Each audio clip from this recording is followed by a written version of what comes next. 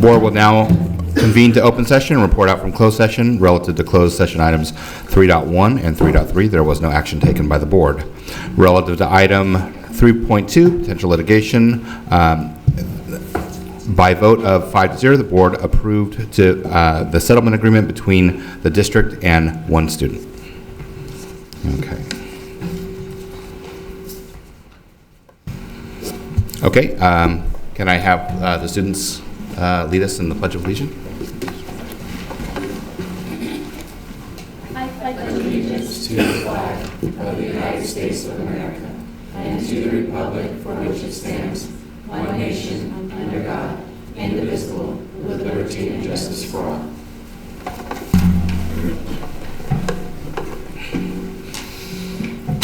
Okay, can I get a roll call, please? Gonzalez. Britt. Here. Ford. Here. Cadence. Here. Chima. Here. Long.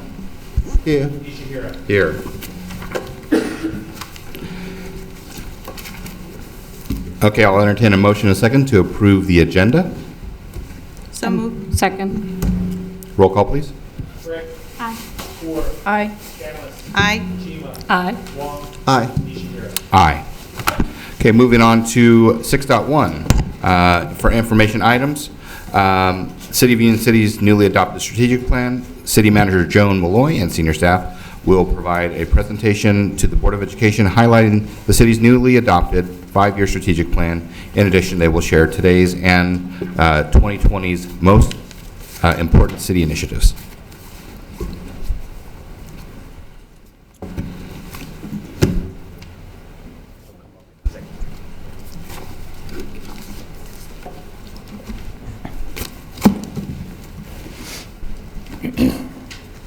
Thank you very much. I'm really pleased to be here this evening, Board President Nishihira and board members.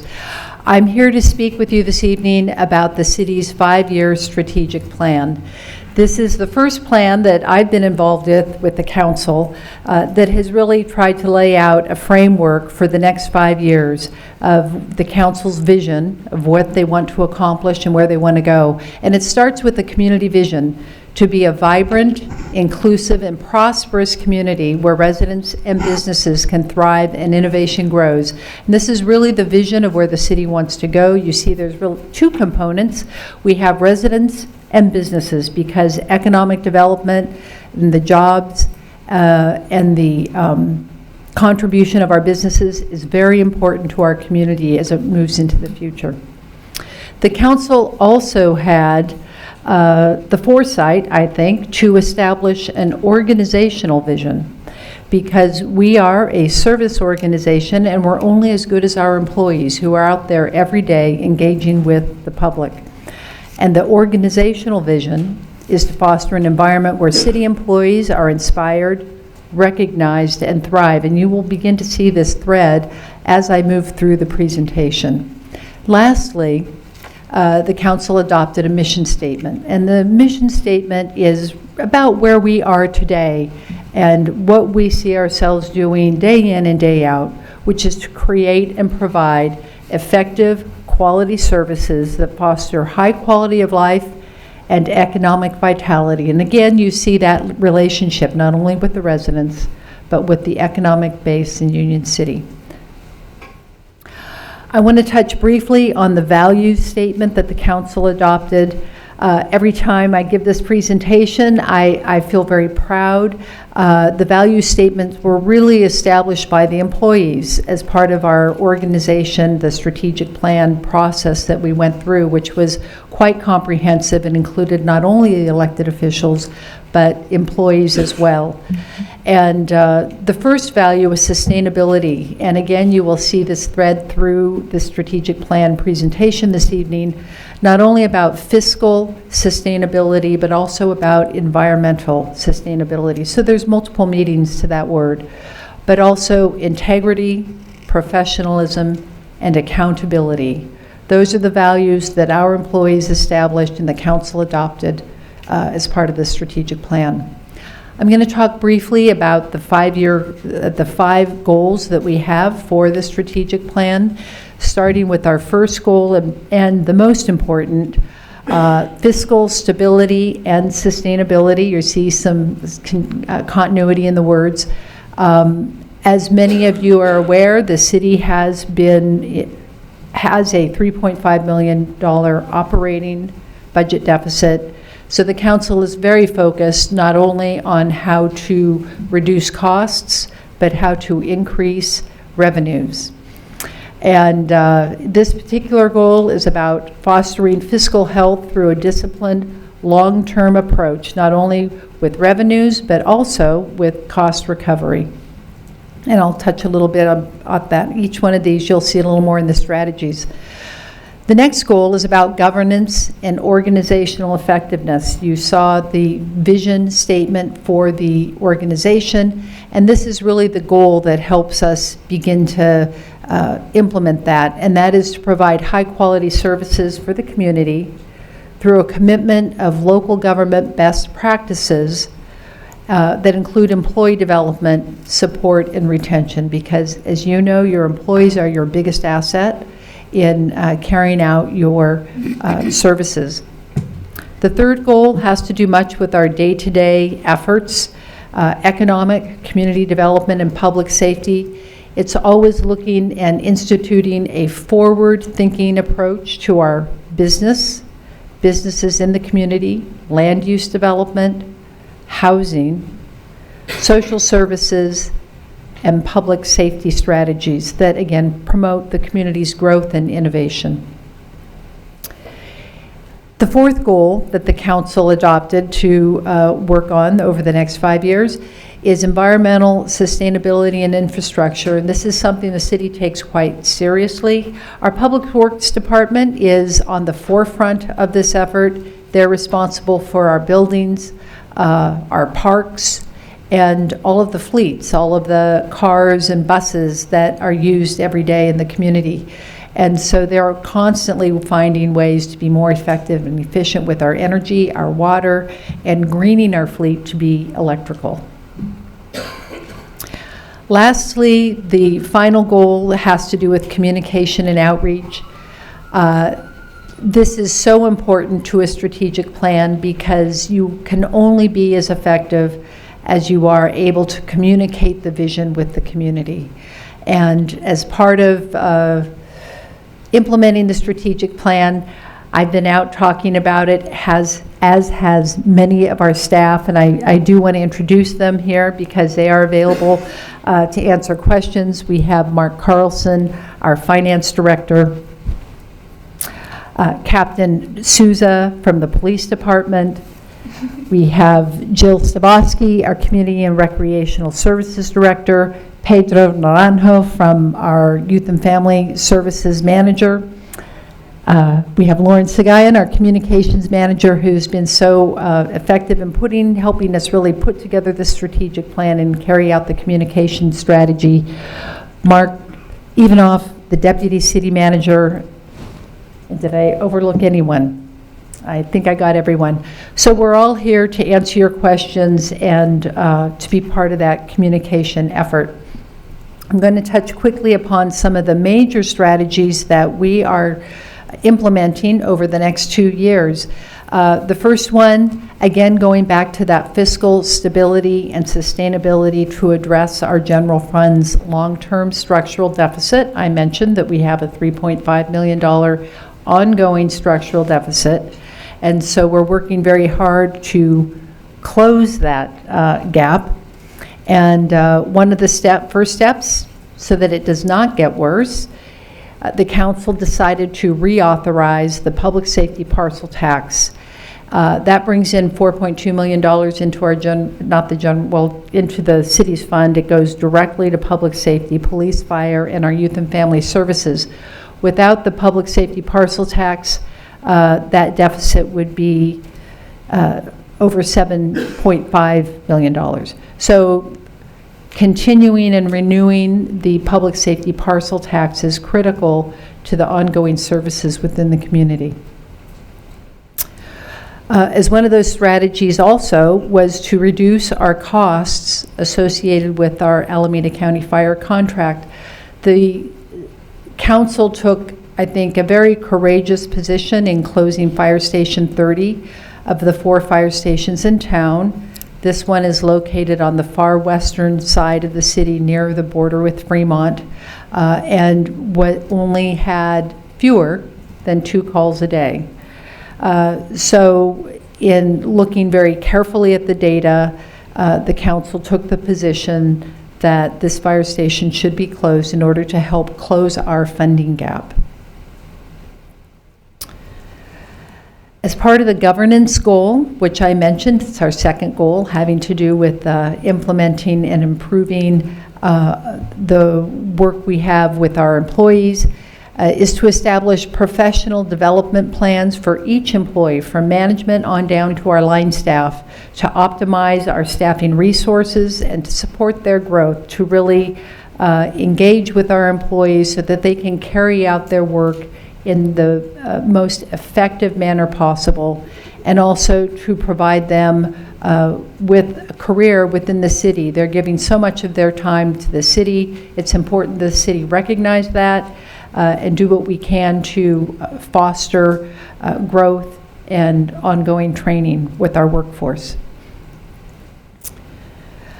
A very important goal to our council also has to do with homelessness. We know that is a topic that is being discussed throughout the state.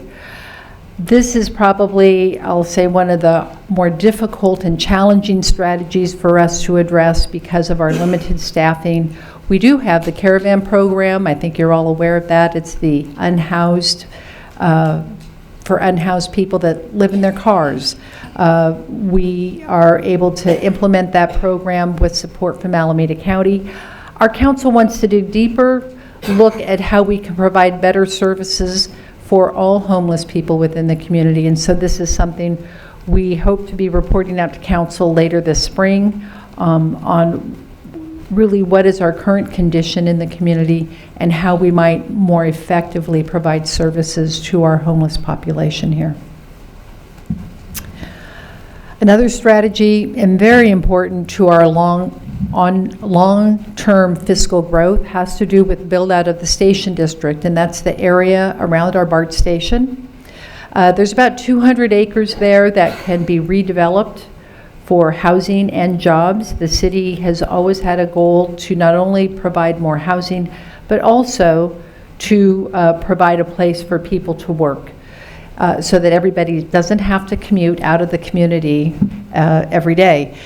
Critical to that development is a roadway called Quarry Lakes Parkway. It used to be referred to as State Route 84, but it is the backbone infrastructure that is absolutely necessary to see the build out of the station district. So we are spending quite a bit of time working through the process to get Quarry Lakes Parkway built. And there's also ongoing work out there right now to open up what we call the east side of BART. It's adjacent to the railroad tracks. Within about 2 years, that will be a fully open BART station. You can access it from both sides, which will be a big improvement for all of the residential and jobs that are planned for that area.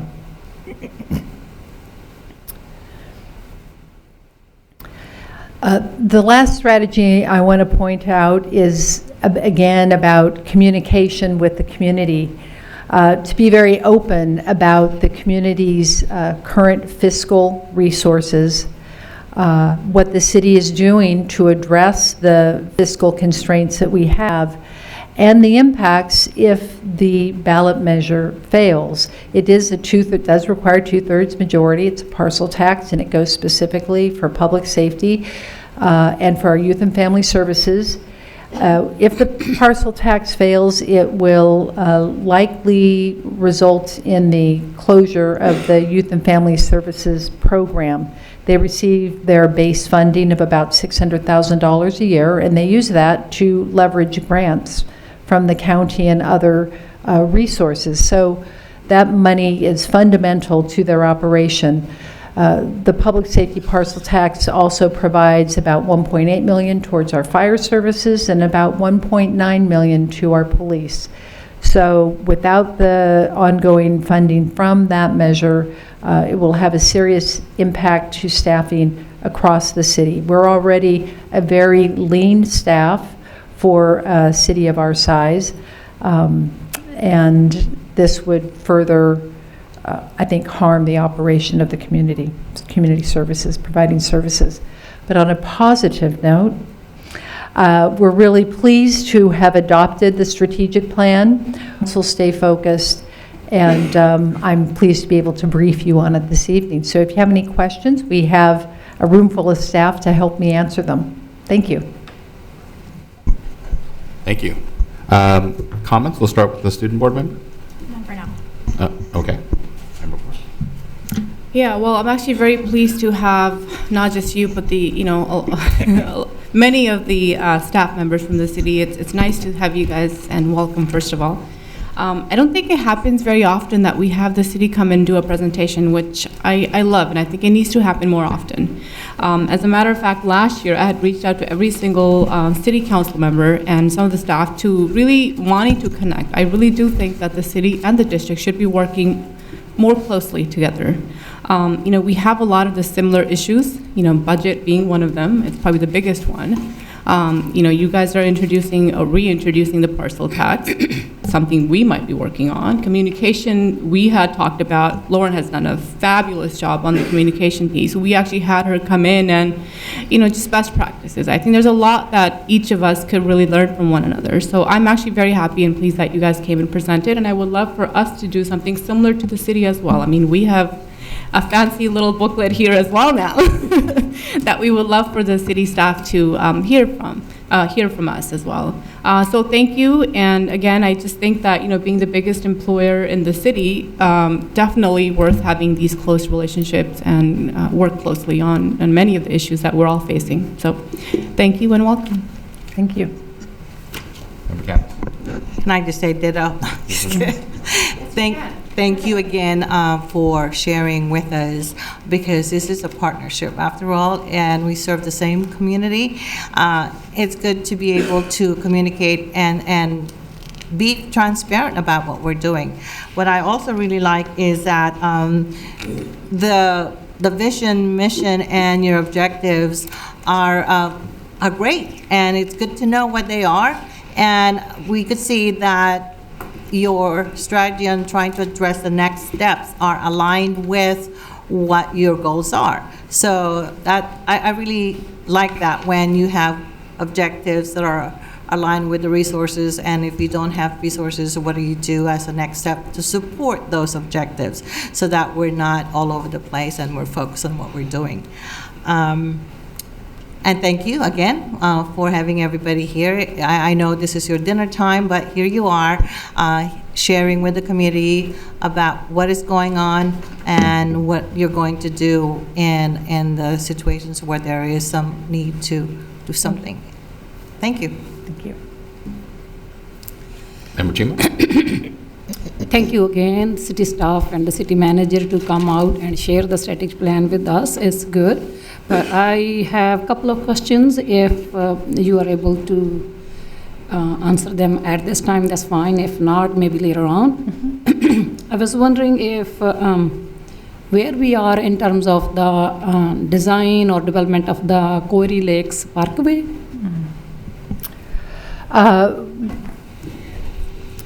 There is a preliminary design that has been in place from the past work that has been done through that corridor. Mm-hmm. I would say the alignment of the roadway has been established.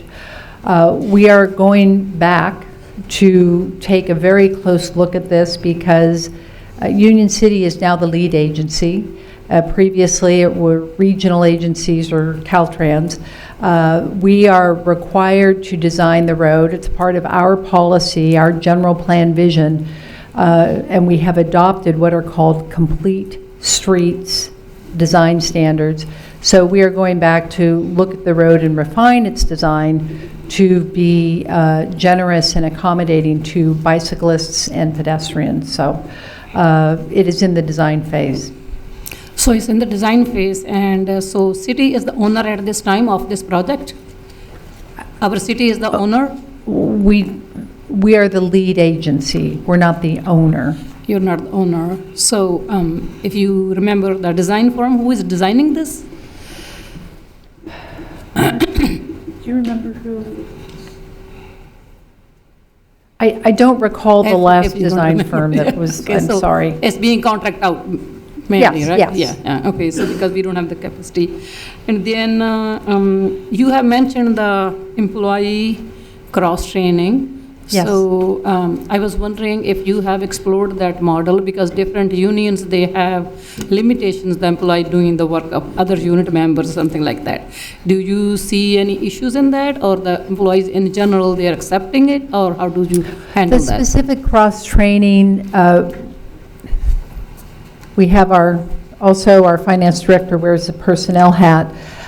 Those are very specific questions. We haven't gotten to that level of detail in our programming, but certainly this would be something that could be explored. Obviously, if you're within the same union, it's probably easier than working across unions.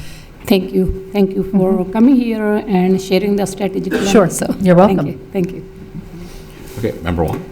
I have no comment, and just thank you and for your presentation. That's great. Yeah. All right. Well, thank you so much for showing up. Sorry, President Nisharan, may I ask just one more question? of course. Sorry. Yes.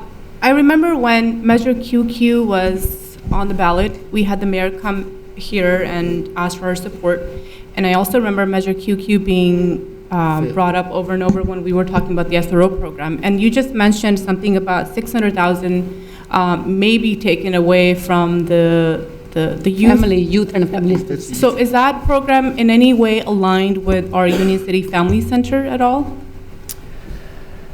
And the reason I ask is because when we were discussing QQ, we were all under the impression that part of that funding would bring in, well, partial, at least, of the SRO program, right?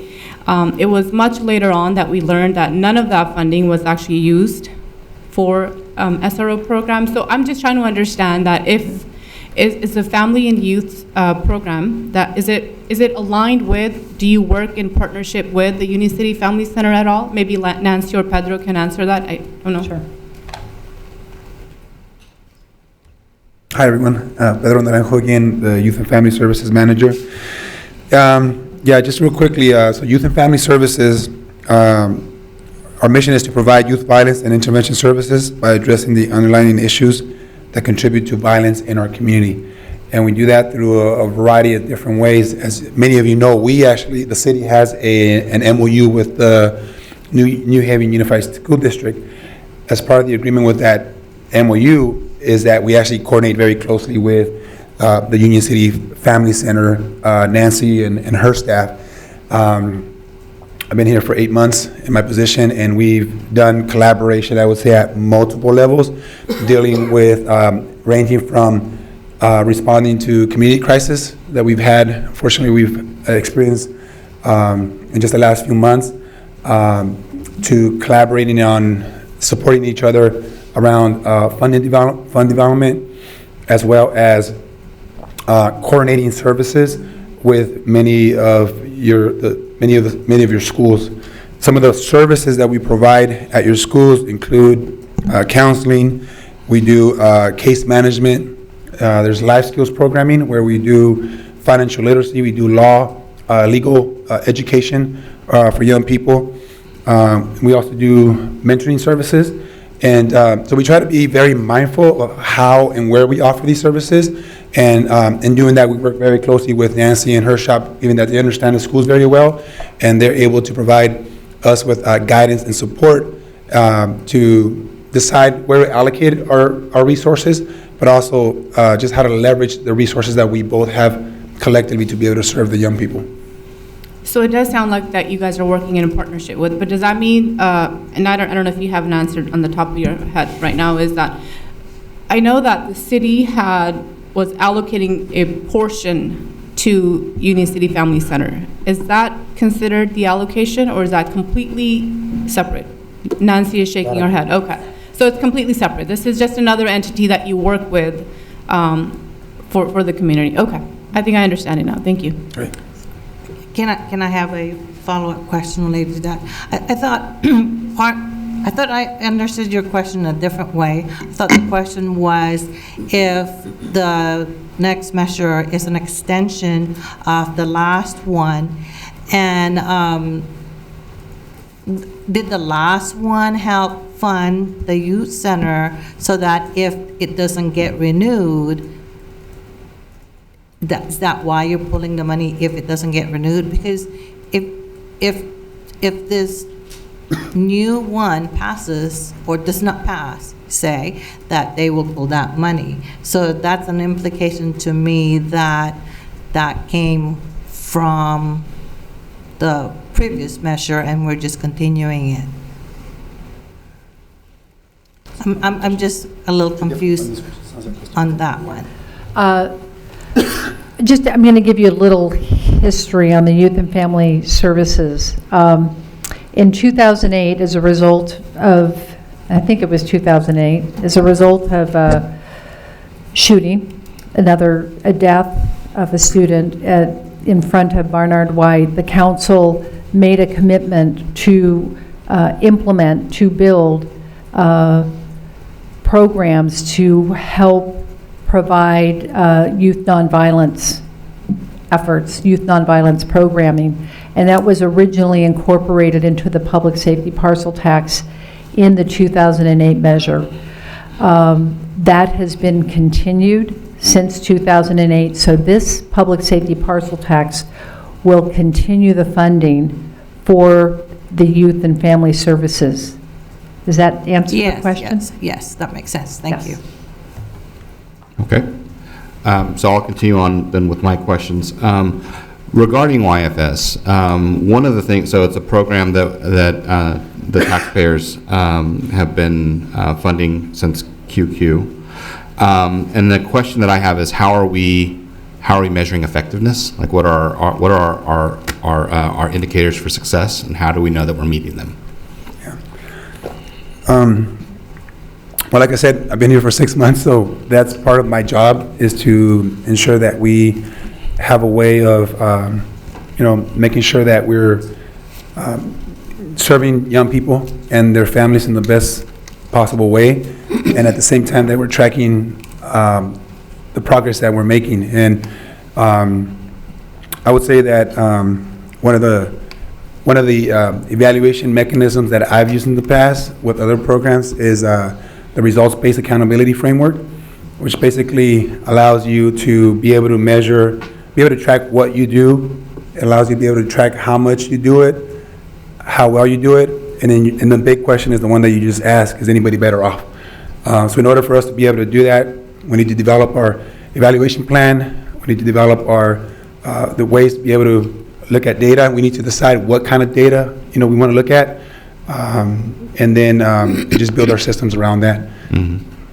Yeah, I mean, the way I look at it, not to put too fine a point on it, is YFS was spawned from the 2008 shooting that happened outside of Barnard White. Right. We just recently, the community just recently had another tragedy. So I guess the question is, we just want to make sure that if we have a really clear accountability framework, what does that look like, and how can we really gauge the effectiveness of not just YFS but Kid Zone, and all services that are there to serve our population here. Yeah. The next question I have is really around housing and planning. With the Station District and the plans for that housing, what can the school district kind of expect in terms of students, in terms of like what is the last time I saw the general plan, I believe it was mixed use, I think, for that Station District. So I assume that there would be some families there, but what do we know about the families that would possibly go there that might have kids, and do we have any estimate for how many students that would deliver to New Haven? That's a great question. I don't have the how many students, but I can tell you a little bit about the product type. We expect to have some high-density rental, which is part of that mixed use. Mm-hmm. There will be some medium-density condominiums, which are essentially owner-occupied, but at a higher density because of their close proximity to BART. There will also be townhouses, which tend to be more oriented towards families, right? You get the larger 3-bedroom type of product mix. So there's about 1,000 units altogether that'll be going in this particular area, which we call Station East for shorthand.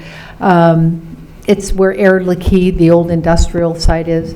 Yep. So it's about 1,000 units altogether. So if we were to roughly divide that into thirds, we probably would have small units meant for either young people or empty nesters, then owner-occupied units for first-time property buyers, home buyers, and then townhomes, which I think would be a more traditional family house.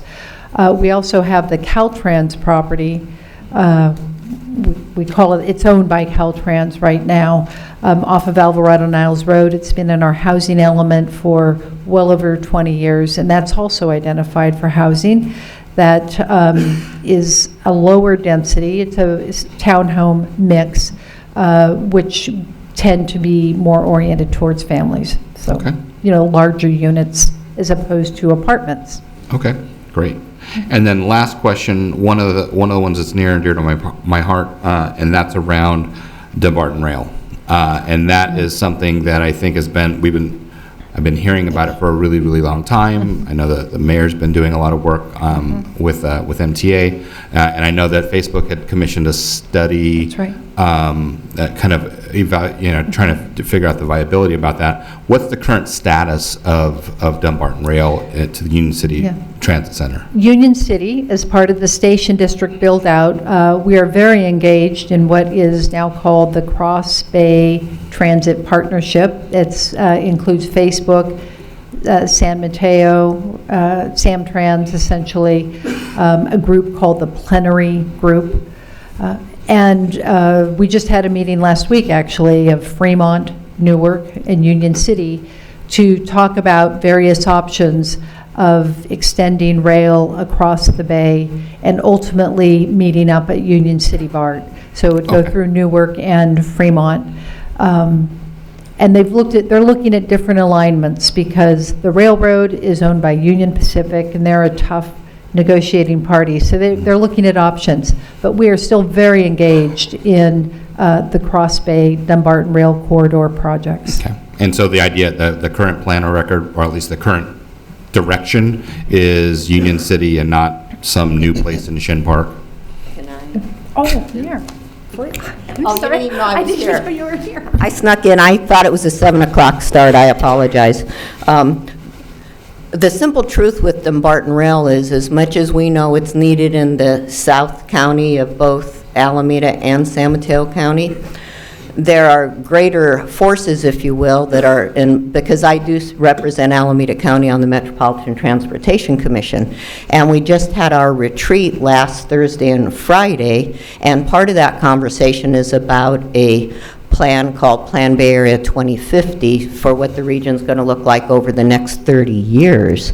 So at this point, what we're attempting to do is to get the Dumbarton Rail project in that plan, because the simple truth is there are folks that would rather see a second bay crossing, not in the South Bay, but up in the north part of the county to get folks into more folks into San Francisco instead of dealing with our part of the region. So while everything that the city manager just said about Dumbarton Rail is true, it takes funding to build, because this public-private partnership, should we be able to have it come to fruition with Facebook, Culinary Group, and Transbay partners, still will require federal funding. And without getting it into this Plan Bay Area 2050, it would be more difficult to get those federal dollars. So it's something that I'm still leading the bandwagon on. on this side of the bay, and we do have, fortunately, on the Metropolitan Transportation Commission, 3 other commissioners on the other side of the bay that are paying attention now, as well as with me being on there always talking about Dumbarton Rail, some of the other commissioners now saying, when they say Dumbarton Rail, they just say, oh, that's Carol, you know, so they turn and look at me. But so if you have additional questions about that, or even keeping track of the progress, I'd be happy to keep you in the loop for that, because obviously it's very, very important to Union City. That's great. Thank you, Mayor. I have more questions, but that's all the time that I think I'm going to burn on this. Yes? I have a very easy one. Oh. I just wanted to just offer a slightly better answer to your question that I had earlier. So thinking about the evaluation, it got me thinking about how, as Joan said, you know, the program's been in place, the YFS program has been in place for over 10 years, right, almost 12 years. And she gave a little history of how the program started. And, you know, I think we've been happy to see that over the course of the last 10 years, there's been actually a decline in youth violence in our community. We've seen a 30% decrease. It wasn't until this last year, right? There's some, you know, and I've talked to certain people about it, Nancy and I have had conversations of how we're seeing a uptick, where we're starting to see more referrals. We're starting to hear about things that are happening in different places. So we're definitely tracking, you know, what's happening right now in our community, especially around youth violence. It's an interesting time right now because the program's been in place for almost 12 years.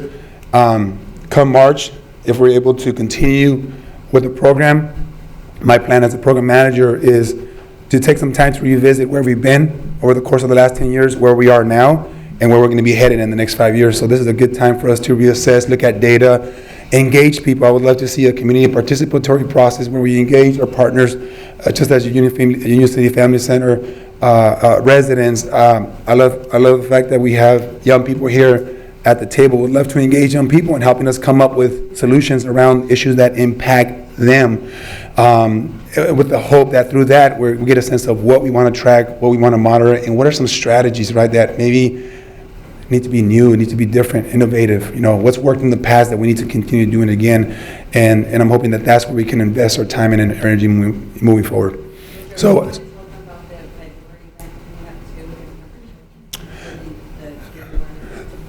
Excuse me, yes. So we have a couple really important events that I'm hoping is going to provide a lot of support to parents and caregivers.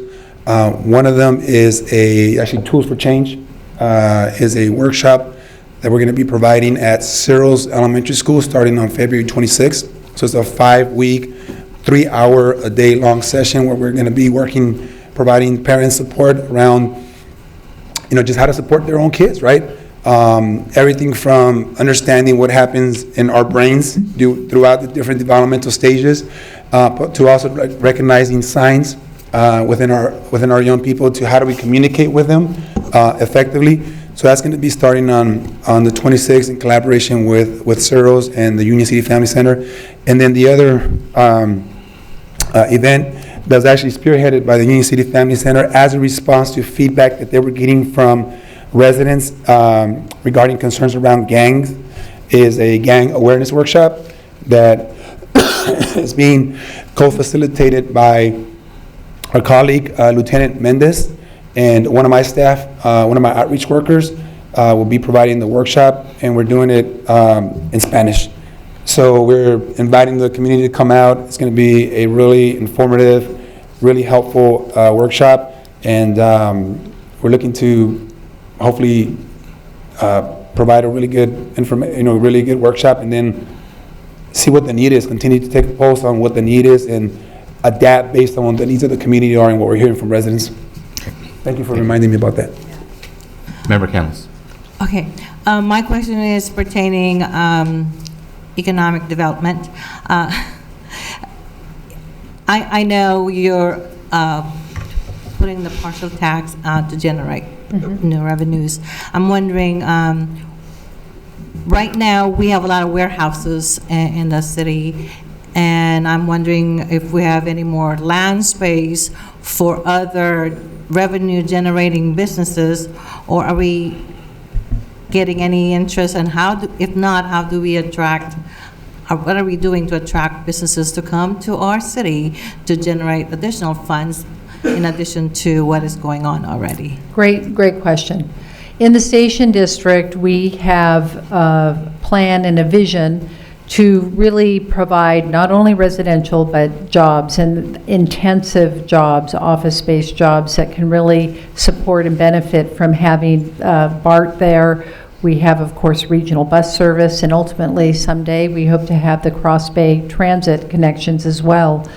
We're in an interesting time. You can imagine we're in a great economy, and every single one of those warehouses is full. We would love to see that land redevelop into more intensive uses, and we're actually doing some work to identify strategies that can encourage the turnover of warehouses to higher and more and better uses, if you will. So we have been looking at that, and we're doing a study on that, and we'll be sharing with the council or later this spring, looking at what we can do in our zoning to help tweak, encourage higher uses, higher and better uses, but also to limit warehouse uses. So that's a really good question. Thank you. Warehouse don't bring us much money, revenues. They don't, it's an interesting thing. I wonder, actually, that reminds me, I just wanted to mention the parcel tax is not a new tax, it's a renewal. Right, I understand. But the other part is, the cities we get our revenues from property tax and from sales tax. Those are the kind of the two driving mechanisms. Property tax from every property owner, sales tax from businesses that sell goods at retail. And our industrial zone actually provides about 50% of our sales tax revenue to the city. We have some portions of our industrial areas sell a lot of goods to other businesses, business to business tax. And so they're a really important part of our base, our economic base. You are correct that when they're not selling goods and they're just storing them or transporting them, we don't get much from them, and we don't get jobs from that. So we're looking at how we can fix that. Thank you. Thank you so much. Yes, Member Chima. So just to piggyback on your question, Alameda County has the statistics that Union City is the lowest revenue generating city in the county. It's the lowest.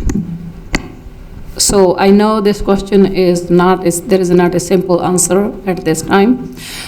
Since you are going for the extension of the parcel tax, and we are also contemplating seeing the situation we were in the last year with our workforce. So we are also contemplating the parcel tax. So both of us, we are going to the same community for the taxes. So I will just request or implore our city to find out more avenues to generate the revenue. Yes, Yeah. your question, I'm sorry. Board It's member. not the question, it's Just a more statement, the comment, yes. comment, Okay. right. So Thank you. please keep that in mind, that it's becoming very expensive. On one side, we say we need to have affordable homes. On the other side, we are having more taxes on people, they cannot afford the home. So, just a comment. Okay. Thank you. Thank you, Member Chima. Okay, thank you so much for the city. Actually, Dr. Thompson, you want to add anything? I just want to say thanks for the cooperative relationship we've developed, and looking forward to continuing that. So thanks. Thank you. All right. Great. Moving on to 6.2, which is the California Dashboard Update. The Division of Teaching and Learning is going to present its annual school board budget update to the Board of Education. And so we're going to hear from Director of, Scott Pisani. Director of Teaching and Learning. Director of Scott Pisani. Good evening, everyone. Tonight we're going to be presenting information related to the most recent results in the public release of the California Dashboard, and with that I'd like to introduce John Matos. Hello, good evening, President Ishihara, members of the board, Superintendent Thompson. As Mr. Pisani said, I am going to be giving you an update on the California Dashboard that came out very late at the end of 2019. As a reminder, the dashboard consists of really 11 different measures. 5 of them are local indicators, which are essentially self-assessments that districts do and then post or report their findings to the state. And the findings that we can make is that we've met that indicator, not met that indicator, or not met it for 2 or more years, and we have met that indicator. We've met all those indicators, which is what we're supposed to be doing. The state indicators are compiled and determined by the state based on demographic and assessment data that we generate, in which they run them through their magical calculations and determine how well we're doing on those 6 measures. And what they do is for each of those measures, and just to go back, those are college and career, grad rate, how we do on language arts and math, EL progress, we'll talk about that one a little bit more, and the chronic absenteeism and suspension. They take a look at our status, how we did, whether we're on any of those measures, we're low or high or in the middle, and then they compare to what we did the year before, so a growth or change. And so they essentially take a look at their growth and change and use those coordinates to put together and determine a color for us that is, I think, very easy for folks to understand. And looking at that chart, you can see that we really want to be going up, right, and blue. We want to be going up towards the increase, we want to be going to the right, and we want everything to be blue. So we're going to start looking at those indicators now. Regretfully, this very first indicator, we are not blue. We did not go up and to the right. This is our chronic absenteeism indicator for the year, and chronic absenteeism is a K-8 indicator. It's not used to measure high schools, just elementary and middle.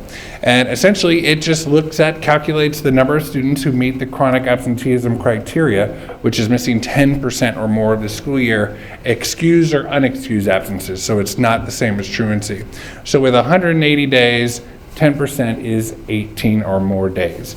Last year, frankly, due to the strike, all of our schools ended up being red. The strike lasted for about 14 days. We had about 10% of our students attending, so it did not bode well for us for this indicator. For each of the slides, or for each of the measures, I'll have for you a breakdown of how we did that year, 2019, compared to the color for the year before. This isn't very helpful for the chronic absenteeism, is that everything is the same color. And also, I have on the right-hand side a breakdown of all our student populations. Some of them are really easy to kind of take a look at and determine who they are, what they are. A couple are a little bit more confusing. Underneath homeless is SED, that's socioeconomically disadvantaged, typically students who are on free and reduced lunch. Under that, SWD, the students with disabilities. And then further towards the bottom, we have PI, that's Pacific Islander, and 2+ are students who indicated their 2 or more races. So again, chronic absenteeism, last year we were green, this year we were red. We had almost half of our students meet the criteria for chronically absent, compared to about 7.5% the year before. We expect a lot of growth in our chronic absenteeism indicator. The next indicator is one of the 2 academic indicators for English language arts. And looking at that, just the 5x5 square, you can see that most of the schools, with the exception of one, which I'll speak to, either maintained or improved compared to last year. And looking at the site, you can see that there was a lot of growth. Most, if not all of our schools, except for one, either stayed the same or improved. The one school that went down was Veracruz, and there's frankly a really good reason for that. Their testing window happened during the strike, and so we needed to give the English language arts test a day after we came back from the strike with 3 school days left. So just not optimal conditions, and so actually the proficiency of the students, our proficiency went down about 10% of that site, just missing 3+ weeks of school and kind of when it happened. So IVC did not have a really good showing last year due to mostly circumstances that were not within their control. We had a number of student groups make some gains. We had some that, however, did fall behind, and we're looking at those. For some of those subgroups, if it's an NA, it simply means that there aren't enough I think if it's below 30 students, they don't report out. So in some of those groups, we have very few students, for example, American Indian students in our school district, and when we start also just going 3 through 8 and 11, it's even fewer. So some of those don't have scores. So we were green in 2018, yellow this year. As I said, IVCMS went down. Besides kind of the not really ideal conditions, because they weren't able to do makeups, the school did not make their 95% participation rate, which they were supposed to, and so they were kind of hit with some additional penalties to their proficiency rate, which kind of exacerbated the problem.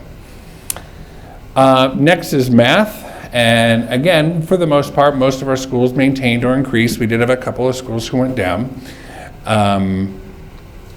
You can see, unfortunately, Cyril's and Cesar Chavez did go from yellow to orange. All our other schools stayed the same or improved. Pioneer went from yellow to blue, which is great. That's a lot of growth there. Despite Cesar Chavez and Cyril's falling a little behind, I think it's important to note that looking at all our student groups, everybody either stayed the same or improved, which is, we're really working to make math a focus this year, so we should also see some growth in the future. Next is our suspension indicator. I think our suspension indicator is generally a strength for our district. Over the last 10 years or so, our sites and our administrators, along with all the supports that we're being able to provide, have really worked to decrease our rate of suspension. The suspension indicator measures simply the number of unique students suspended. It does not measure, for example, the number of students, a number of suspensions a particular student might have had. Again, we did pretty well. Most of our schools maintained or improved. We did have a couple of schools, Dakota and Pioneer, which actually had an increase, but still they went from blue to green, and green is still pretty good. Conley went down, and I think that's always going to be a challenge when you have a very, very small school. When you have about 150 students, a particularly long March or October with some behavioral challenges can really bump up your numbers, and I think that's what they saw last year. A lot of green on this board, which is really good. As I said, this is something that our sites have really been working on. We did see some pretty significant improvement in some areas. For example, looking at our homeless population, went from red to green, which is great. But we also had kind of inexplicably, frankly, a couple of our student populations, Filipinos or Pacific Islanders, went down significantly, or I guess I should say their number of suspensions went up. And as I said, 3 schools went down, but 2 of them went from blue to green, which is still pretty good. Grad rate, obviously graduation rate is just a high school indicator. We either maintained or went up, which is very positive. Logan, green, which is great. Dakota, unfortunately, is still low, but they are absolutely working on that with some funding they received from the state this year. Again, our homeless population went from red to yellow. That's really promising, but we did see some groups that went down. And of note would be our African American population went from green to orange, and our 2 or more races went from blue to yellow. So that's definitely some areas of focus for us. We were green the year before and green last year. Hopefully we'll be green or blue next year. College and career indicator, I think it's really clear to say that we essentially stayed put. All of our schools maintained, but with very little movement. College and career indicator is a really tricky indicator. And if you ask me any questions about college and career, I'll just pull up my boss, Scott, let him kind of explain it. But essentially, there are 8 different ways that a student can meet that college and career indicator. A number of them pertain to us. students who complete their A to G, students who are proficient on the SBAC, students who take the career tech courses or dual enrollment courses. There's a number of different ways that students can meet that. There are also ways that don't really apply to this district specifically, for example, ROTC or kind of military training sorts of programs. As I said, we've maintained. Logan had a big pop last year, a big increase, and the fact that they were able to stay blue, I think, speaks to the work that they're doing over there.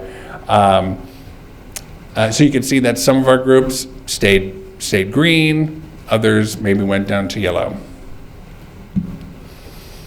English learner progress does not have a color for this past year, but will have a color this year. And that has to do with the fact that the measure of the summit of LPAC, this is the third year of its implementation. So the first year was kind of the field test. This last year is going to give us our status. And then this year, we actually started giving the summit of LPAC on Monday. This year, they'll be able to figure out our growth compared to how our students did last year to how they did this year. They'll be able to get the coordinates to give us a color.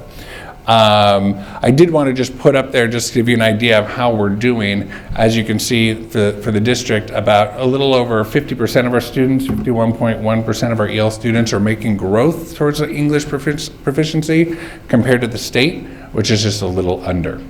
Okay? And with that, I will hand this over to Mr. Pisani.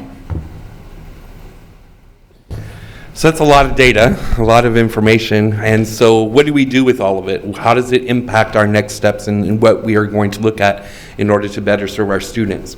And so one of the things we wanted to be able to share with you is that, if you could click on the top, is that we've created a comprehensive tool for us to be able to use with our leadership team and then to bring back to our school sites that allows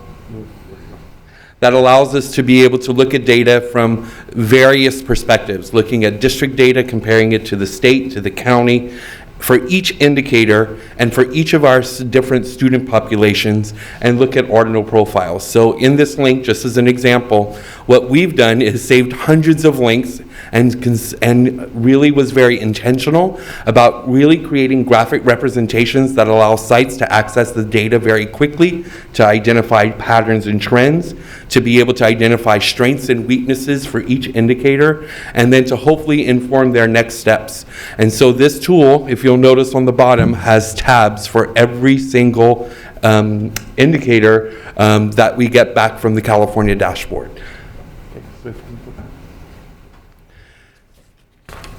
This year, we also engaged our leadership team at our January Leadership Academy and we actually kind of borrowed and augmented very strategic, intentional protocols where site leadership teams can go through each indicator to dig deeper down to determine what are the patterns and trends, what is the causation for some of the results that we are receiving.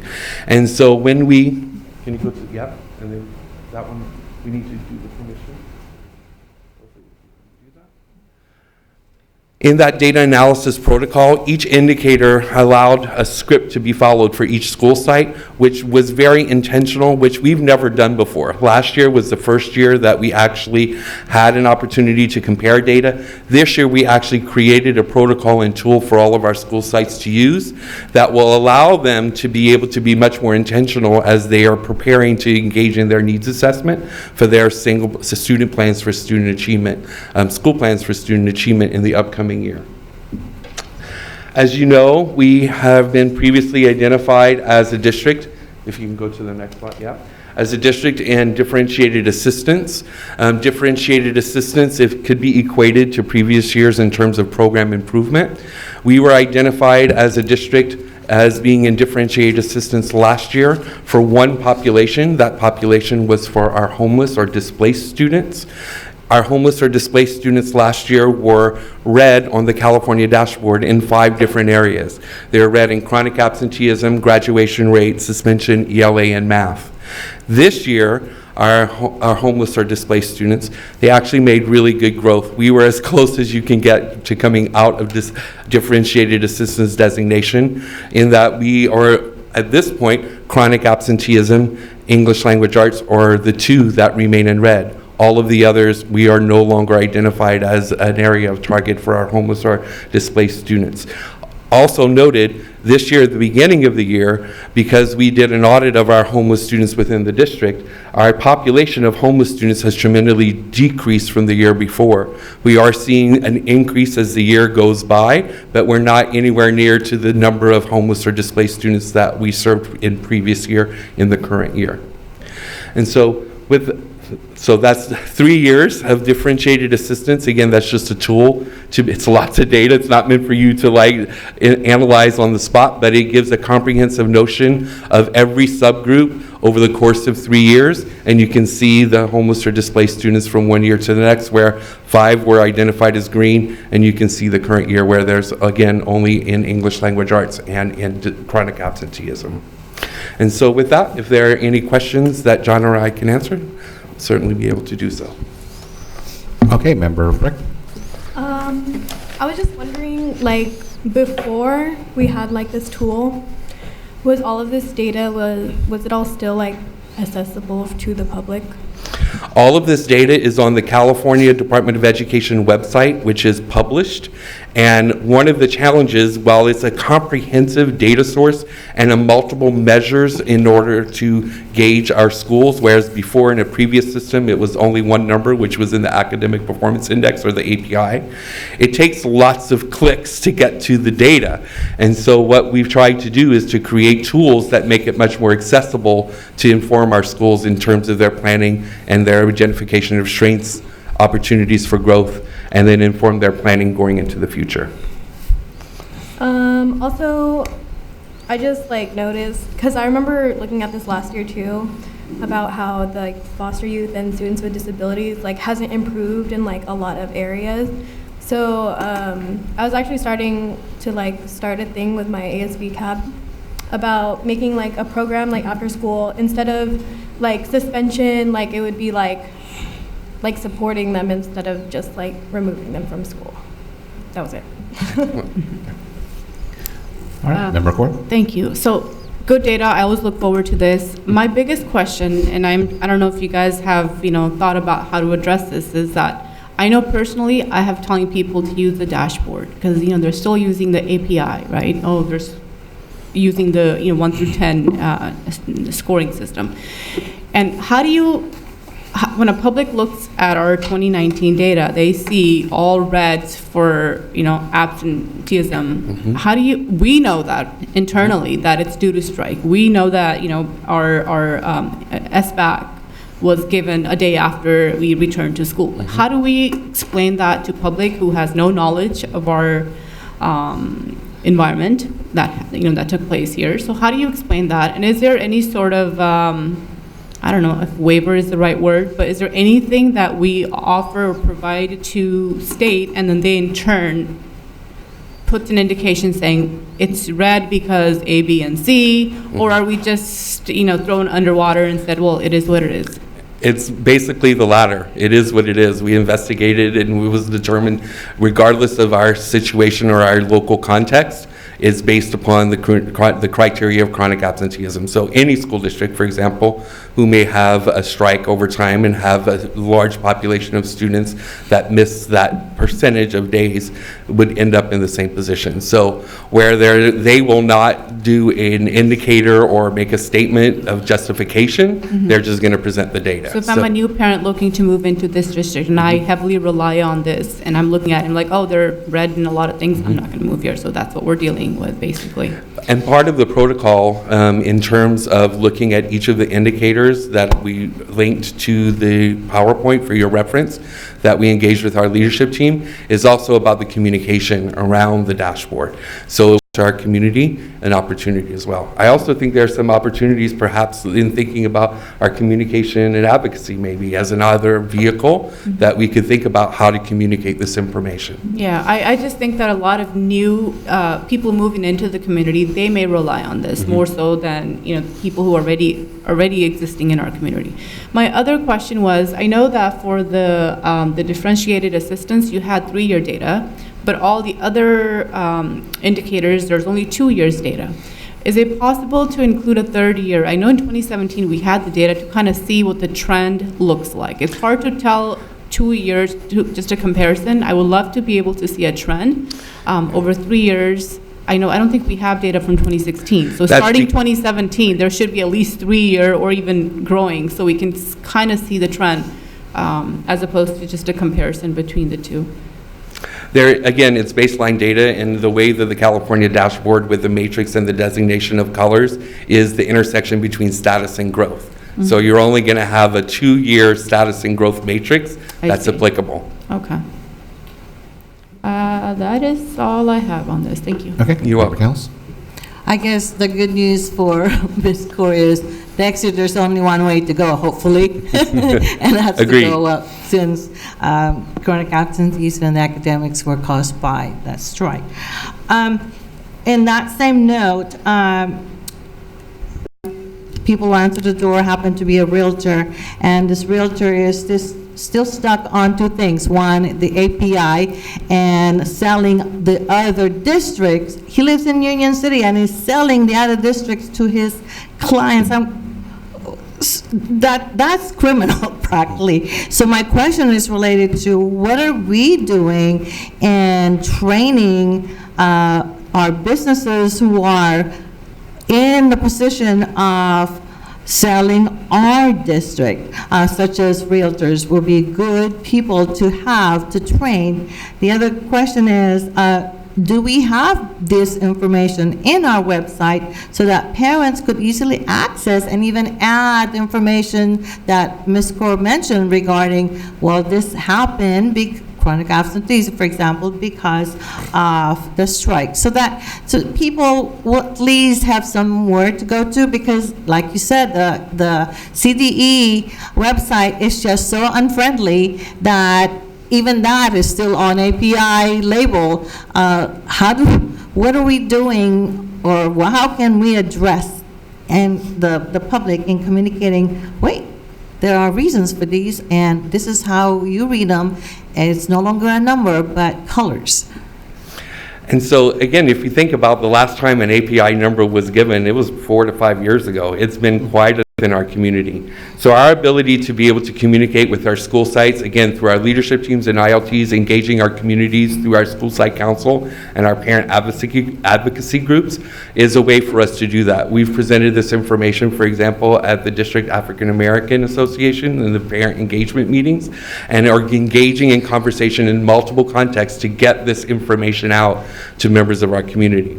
This will be a resource that we developed inside the district, which again, by being linked to this PowerPoint and being a part of the agenda, would also be accessible publicly as well. So they could access the link. Correct. Very good. And I've not gone to it. It's friendly for parents to go and look at, and it's a lot of data, but hopefully it enables parents to not have to navigate multiple portals on the CDE website and get specific information that's pertinent to New Haven. Okay, and this next comment is for the parents at home watching.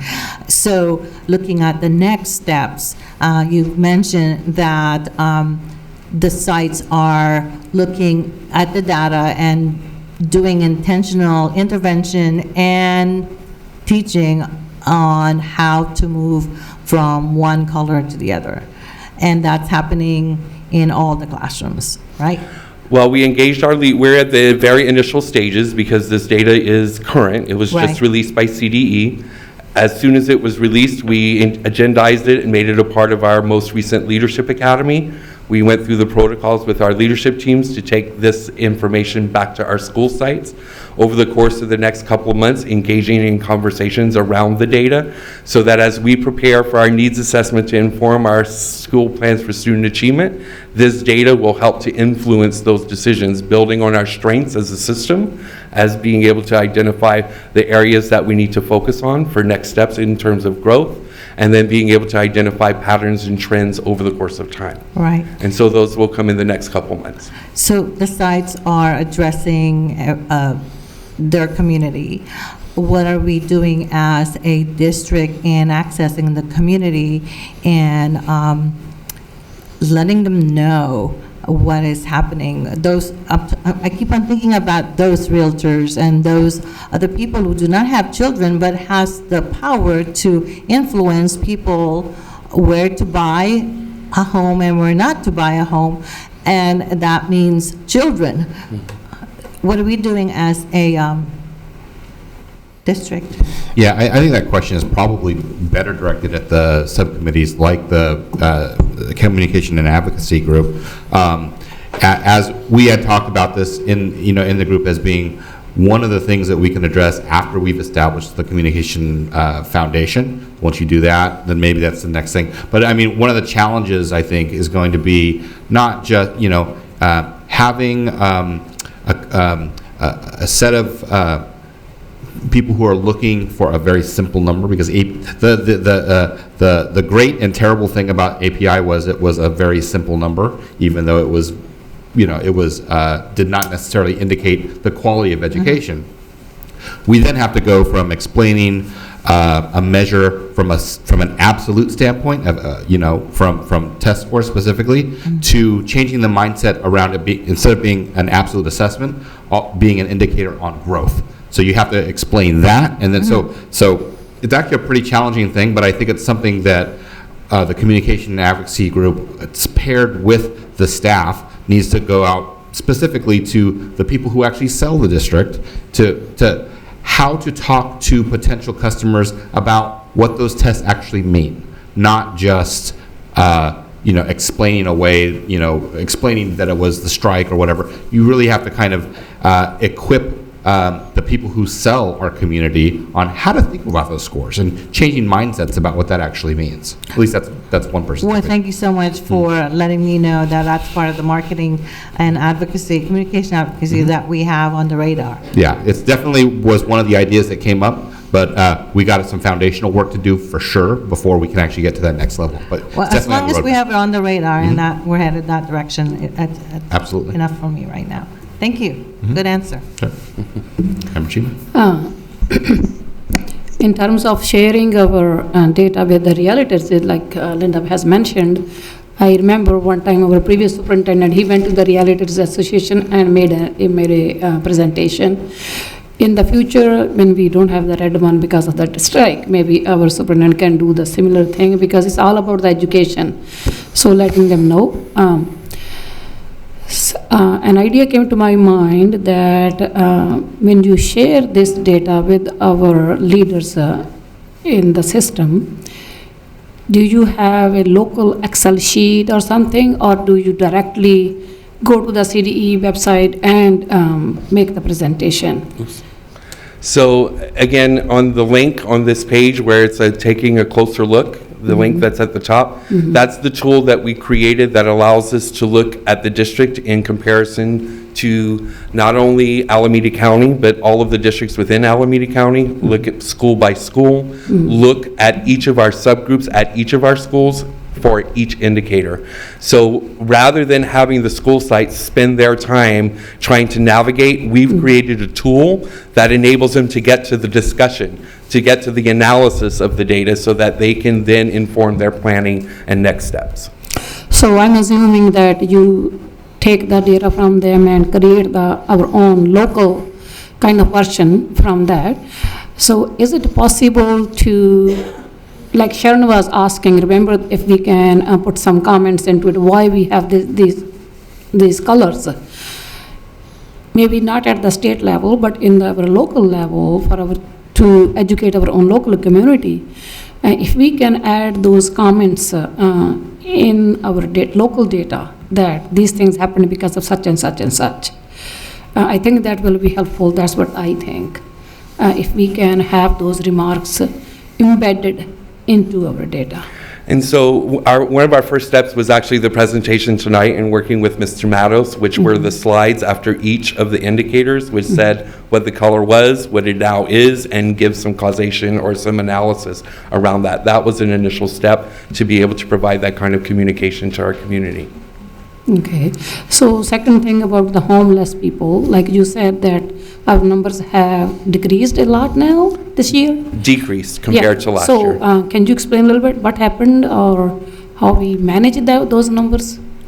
At the beginning of the year, part of the Family Center, working with our centralized enrollment center, did an audit of our families in terms of verification of residency. And as a result, there were many students who were previously identified as being homeless who were no longer identified as homeless. And so as a result, there was a pretty dramatic decrease from the previous year. What we're finding as the school year has continued in time, that we are identifying again homeless students, but it is less compared to the previous year.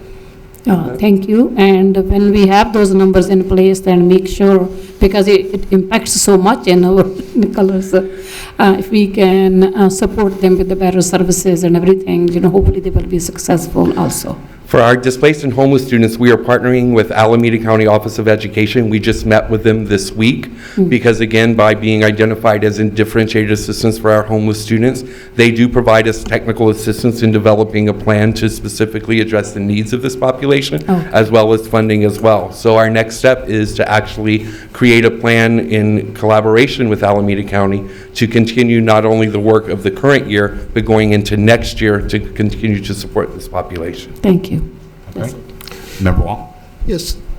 Actually, there's lots of data in there, and I am personally studied like the dashboard, but I mean this very dynamic. They tell you the change very easily to identify which the area is the work, but but this is not easier to change in people's mind, especially people do not know that this kind of data. I just wondering, is there any ways you can, make some kind of tool in the futures and do some kind of comparison? For instance, I want to compare the Great Eastern and with the Forest Park, and not just looking for the color, some kind of really the difference. And even we see for example, we see the bigger increase by the Eastern, but maybe where foundations was not as good as the Forest Park. So people will see the potentially and something more visual, and some kind of people still have strongly API the idea. So we can just step by step changing them. And I just wondering which way we can do it. So I just a question, yeah. Sure. Can you click on the link from the top again, if you don't mind? One of the things when we take a deeper look is we looked literally school site by school site. And so if you could click on, for example, I don't know, the suspension rate, which is the one that's showing there on the screen. It's at the bottom, suspension. And then if you can scroll down to the next data set, right there.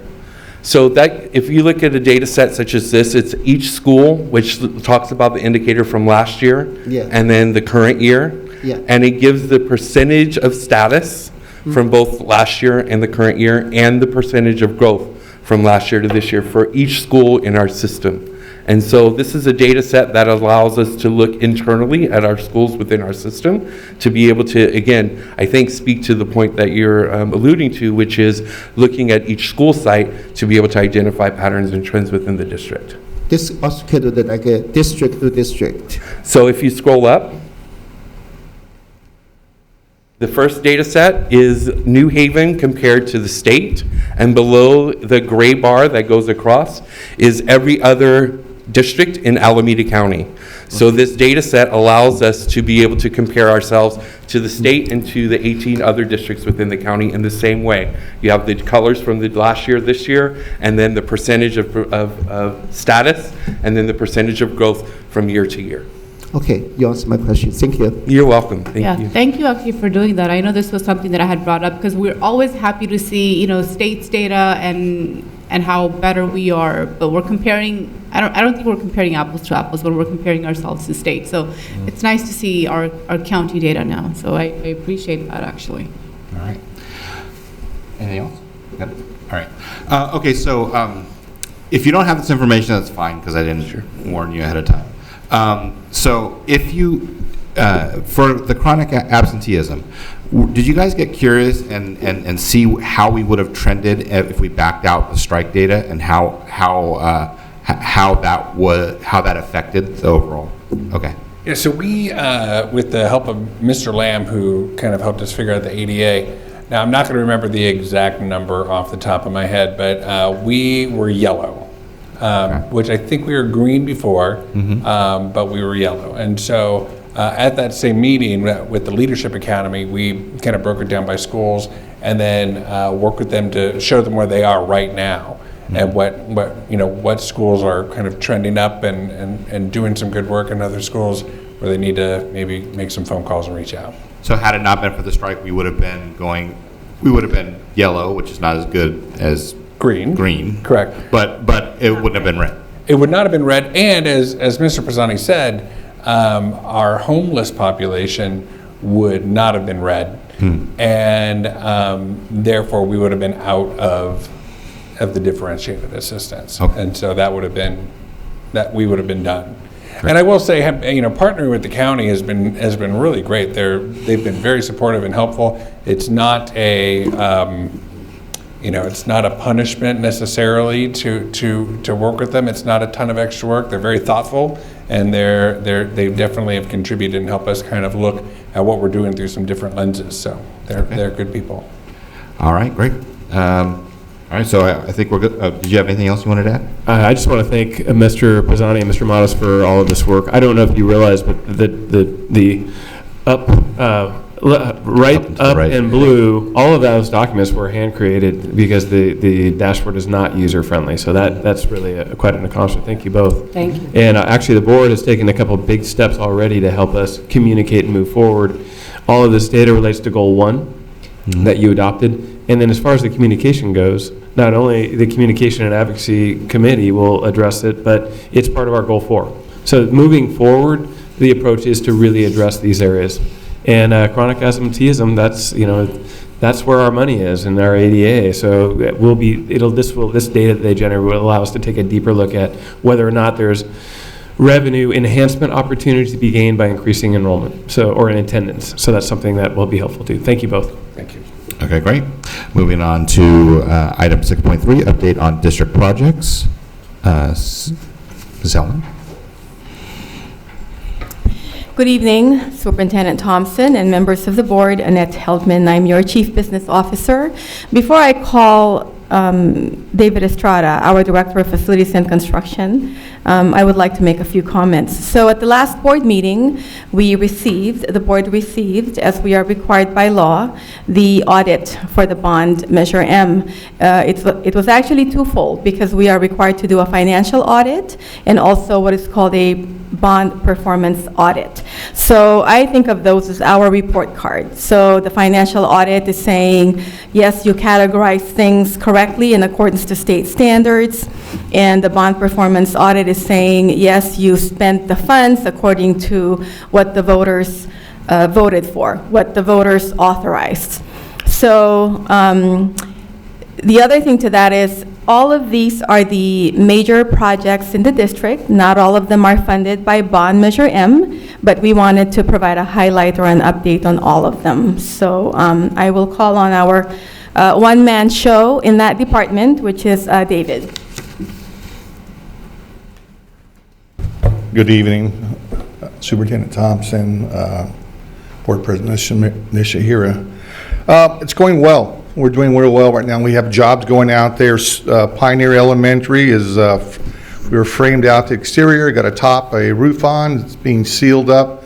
We had some rains. I know everybody says we need more rains, but it's been actually very productive because we've had minimal rains. We anticipate the project being done on time for July start of our new fall year, so it's going well. That's going to be followed by cereals. I'm going to highlight just 4 or 5 of these and let you ask questions. Cereals is going well. Can we move to the... Oh, I'm sorry. Yeah, there we go. I'm sorry. There we go. So cereals is the next one I should talk about. We're finishing phase 1, which really was wing 2 classrooms. We're pretty much completed there, with exception we have to put carpets in. Once they're delivered, we'll be starting the next phase, which will be the kinder. Again, it's intended to be ready for July 2020. We still anticipate it'll be ready. Primarily, just so you know, it's really been you're not going to see the money in terms of seeing all this money on the exterior. You're going to see that's HVAC, brand new units. You're going to see new flooring on it, but you're going to see pass-throughs on these new collaboration rooms. The next one I'm going to talk about is our Culinary, James Logan High School. It's been DSA approved. We're ready to go to bid on that. We anticipate that's the Mission Valley ROP funded, not, again, bond funded, Mission Valley ROP funded change of a teacher lounge area. It's being converted to a culinary, and I must use the name home economics room because DSA does not want to recognize it as a culinary, otherwise it goes to a higher code level. But it's going to start here in June, end of school year. We'll start that, and we anticipate that'll take 3 to 4 months. Next one I want to talk about for you guys will be our safety program, non-bond, but this was brought on by the administration. We're going to be doing fencing upgrades for James Logan and the IVC. We clearly found some deficiencies enabled to allow not to enclose our campuses, and we're going to bring that forward. It's now at the architect level, meaning we've assigned it to an architect, and shortly we'll be coming out with the design for it and out to bid. That's a real plus to have that closed off now when we get it done. And the last one I'm going to talk about also was a district-wide solar project. Because we're at the last 2 schools, Pioneer and Cyril's now, we've already, it's part of a change order you're going to see coming through Pioneer. We've already put underground for it, understanding that we're going to finish the last 2 projects with photovoltaic being placed on that new building and possibly on the parking lot. And then at Cyril's, that'll have to be ground mounted. That'll be an RFP coming soon as well to start and finish out the last of our district-wide. With that, I'm going to leave it to your questions I can answer on all parts of this. Okay. Member Frick? No. Member Core?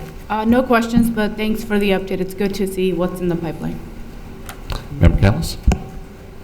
Member Chima? I know this project at the James Logan High School and Italian Vera School, Veracruz Middle School, there is a separate item to approve the contract, the preliminary design or something. I was wondering, in the IBC, you have provided us the preliminary plan where the fencing will go and other stuff, but there was nothing in the James Logan High School. I was looking for some kind of preliminary information. I would like to know the reasons for these 2 fencing and gates to be added. Is there any particular reason for that? Right, it's for safety. So you want to be able to have a closed down, Superintendent Thompson, you want to answer? Okay, we want to be able to close down our school and make sure people can't get in or in the appropriate time and can't get out. There's safety times you want to close down the site. And right now at the rear of the high school site, it's literally an open road. You can walk in and off campus anytime. People can come on who are inappropriately coming on. Yeah. And it's simply a safer feature that we want to provide. It's typical on most sites now that you have the ability to fence off control. It's the norm. We just had a couple sites that we want to bring back into our regulation in terms of being able to close them off. The IVC school, I saw I don't have the next is on agenda item that the fencing towards between the field and it's like inside the property. I was just wondering what so IVC, again, that's a site that you do have people early in the mornings who are walking through it, bringing their dogs through it. And that's the kind of stuff we have to isolate. Once school starts, we have students on the field. We want to be able to stop people walk on and off campus with their pets or themselves. So that whole campus, if there's a track and there's the baseball field, we have some 4-foot fences, some short fences. That's inadequate. We need to place a regular 6-foot fence or higher to enclose it. There's the city property or shared property, I should say. Yeah. That'll be enclosed. So again, students on our campus will be a closed site. It'll be opened, we will open it up for the mornings and evenings as a shared use, but that'll be an administration when we come down, how we formalize that. Yeah, we just want to make sure that public still has the access to those facilities. The answer is yes. Yeah, okay. Thank you. Member Wong? I have no question, thank you. Okay, I have no questions either. Okay. I'd just like to point out real quickly, first of all, you correctly pointed out that there's 2 contracts coming to address the fencing issues at Logan and IVC, and they are critical fencing moves that need to be made that David's identified to shut down those schools. And also, he's doing a comprehensive security plan audit that will look at our camera systems across the entire district too. And that's something that'll be a big benefit for our students in schools. So thank you for that work. Oh, you're welcome. You're welcome. Thank you. Okay, moving on to 7.1, items from the board. Member Frick. Okay. Hello. So this week is consent week, and it's been going extremely well. Yesterday we had an assembly during second period, and we had a public speaker, and I feel like he really resonated with everybody, and like truly, like he was like really good. And we're going to continue this week with like morning announcements, and we've been having class discussions as well. Yeah, but I think it's a really good topic to be talked about right now, and I hope that we continue with it maybe on other campuses as well and in the years to come. And then next week we're going to have 2 club fairs on Tuesday and Thursday, and on Valentine's Day leadership has been working to be really inclusive because not everyone has special someone, so we're actually making individual Valentines for every single student. So that's a lot. Okay. And then many students have been approaching me about like block schedule and how they really want to have block schedule forever. And so ASB and I are going to be like looking at that to see like what we can actually do about that and to see if it's like something we want to take on. And also this Friday at Logan, the Harlem Wizards are going to be playing basketball, and Superintendent Thompson will also be playing. And it's a really fun event. I've been volunteering at it for like 2 years, and it's really fun. So you should all come. Thank you. That's all. Thank you. Member Cora. Yeah, just a couple of things actually. New Haven Schools Foundation, this is for mainly our seniors. The scholarship period is now open until March 1st. And this year again, we are awarding our scholarship, Bhagat Puran Singh scholarship to a student with disabilities or a student who is part of a special ed program. And the award for that is $1,000 again this year. So encouraging all students to apply, and particularly those who are part of the special ed or have any sort of different abilities to consider this scholarship. As we were talking to the city, and I know that Member Canlis and Member Chima, the 3 of us have been for the past 2 years in the joint meetings with the city, and I could have asked, but I figured this is more for us to discuss, is the SRO topic. That topic was placed on hold to be brought back on in February, so I just want to make sure that, that topic does get picked up. Likely after March, probably because I'm sure we're all waiting to see how Measure U is going to do. So I would love for the conversation to begin. Where it lands, it's hard to tell right now given all the budget deficits we have, but I think it's still worthy of a conversation. So President Nishihara, if you can make note of that during your next meeting. Noted, thank you. Yeah, and then the Mother-Daughter STEM Discovery Program this weekend was amazing. They had a really good turnout. They had 80 seats. More than half of those were scholarships for those students who couldn't afford or are part of the free and reduced meal, and that was done intentionally. The purpose was really to provide opportunities and exposure to those students who wouldn't otherwise have it. And the way it was done was seamless. No one knew who paid for it and who got on for free. So I think that was really beautifully done. I got to go in for the welcome, and I know superintendent showed up for part of their break as well, and Principal Camacho was there. So they had nothing but great things to say, starting from our custodian to all the way up to Scott. So I want to thank everyone who was involved in that and bringing that to our students. Again, 15 years it's been at Fremont Unified. This is the first year we're able to bring it. And the way I look at it is, budget cuts are happening. It's been happening ever since I came on the board. So it's hard for us to bring in any sort of programs that are going to be ongoing at the district level. So if we can bring in these programs and really embrace them, it's the best way to go about it. And it didn't really cost us anything, right? Other than, not a whole lot, I hope, right? No, it was truly a fantastic event. I was tremendously impressed with how they ran things. I was tremendously impressed with our staff, Scott, and getting that prepared. Jason, your custodial crew, where they were just raving about all the prep. And what a great, a partnership that cost us very little for such a huge benefit. Yeah, and I think I made this comment before too. When we first started doing the site tour, they made great remarks about our facility. And to continue that, I think it's a testament to our staff. So I really appreciate everything each of you have done with this project.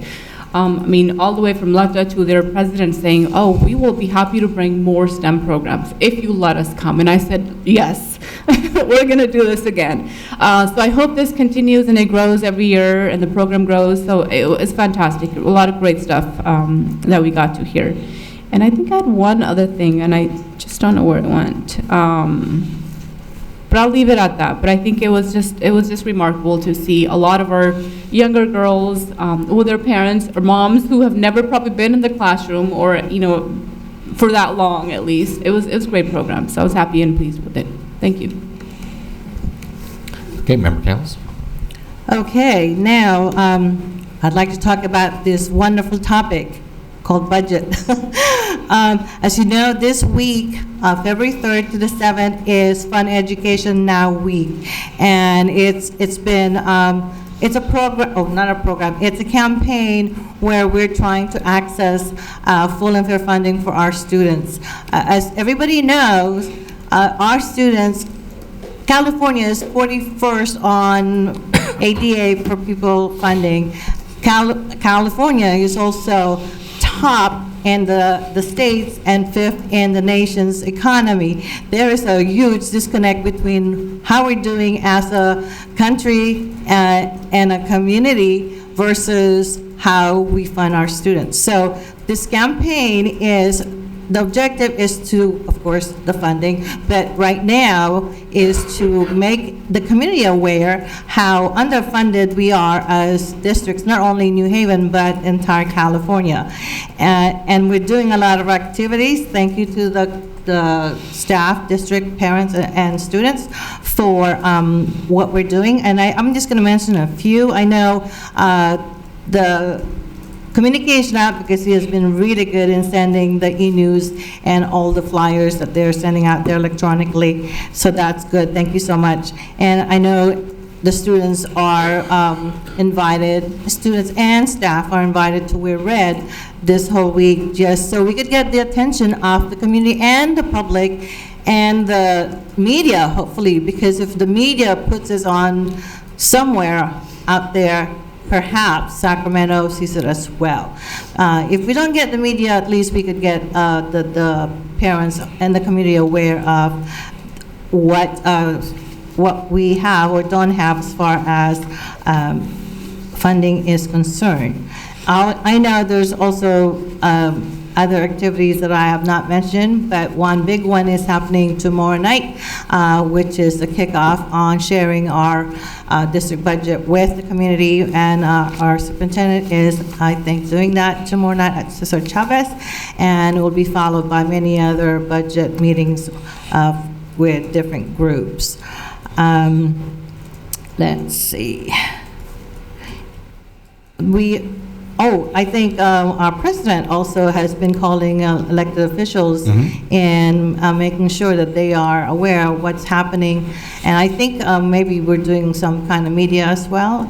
Well, there's also letters going out from Dr. Thompson we have a list of elected legislators and Thank you so much officials. for doing that. Yeah. Yeah, and I know NHTA is also doing 2 activities in the public at the Union Landing and the Decoro shopping area to let them know about the lack of funding that is being, I was going to say allocated or not allocated to our schools. I also want to share, last time this district mentioned that our high school is graduating top students that are getting into top colleges. That was great that you put that out there, because I'm getting a lot of comments from graduates who are sending now information as well and saying, whoa, I graduated from Logan, my child is now blah, blah, blah. Well, that was great marketing strategy, I think, because it is really giving pride to the people out there and also informing people who are not aware about how good this district is, and we really need to start tooting our own horn. The March 5th AXPA meeting, Pathway to College symposium has been postponed to fall because 2 of the chancellors are retiring, I believe, and they're going to need new ones, and they need time to get their feet wet.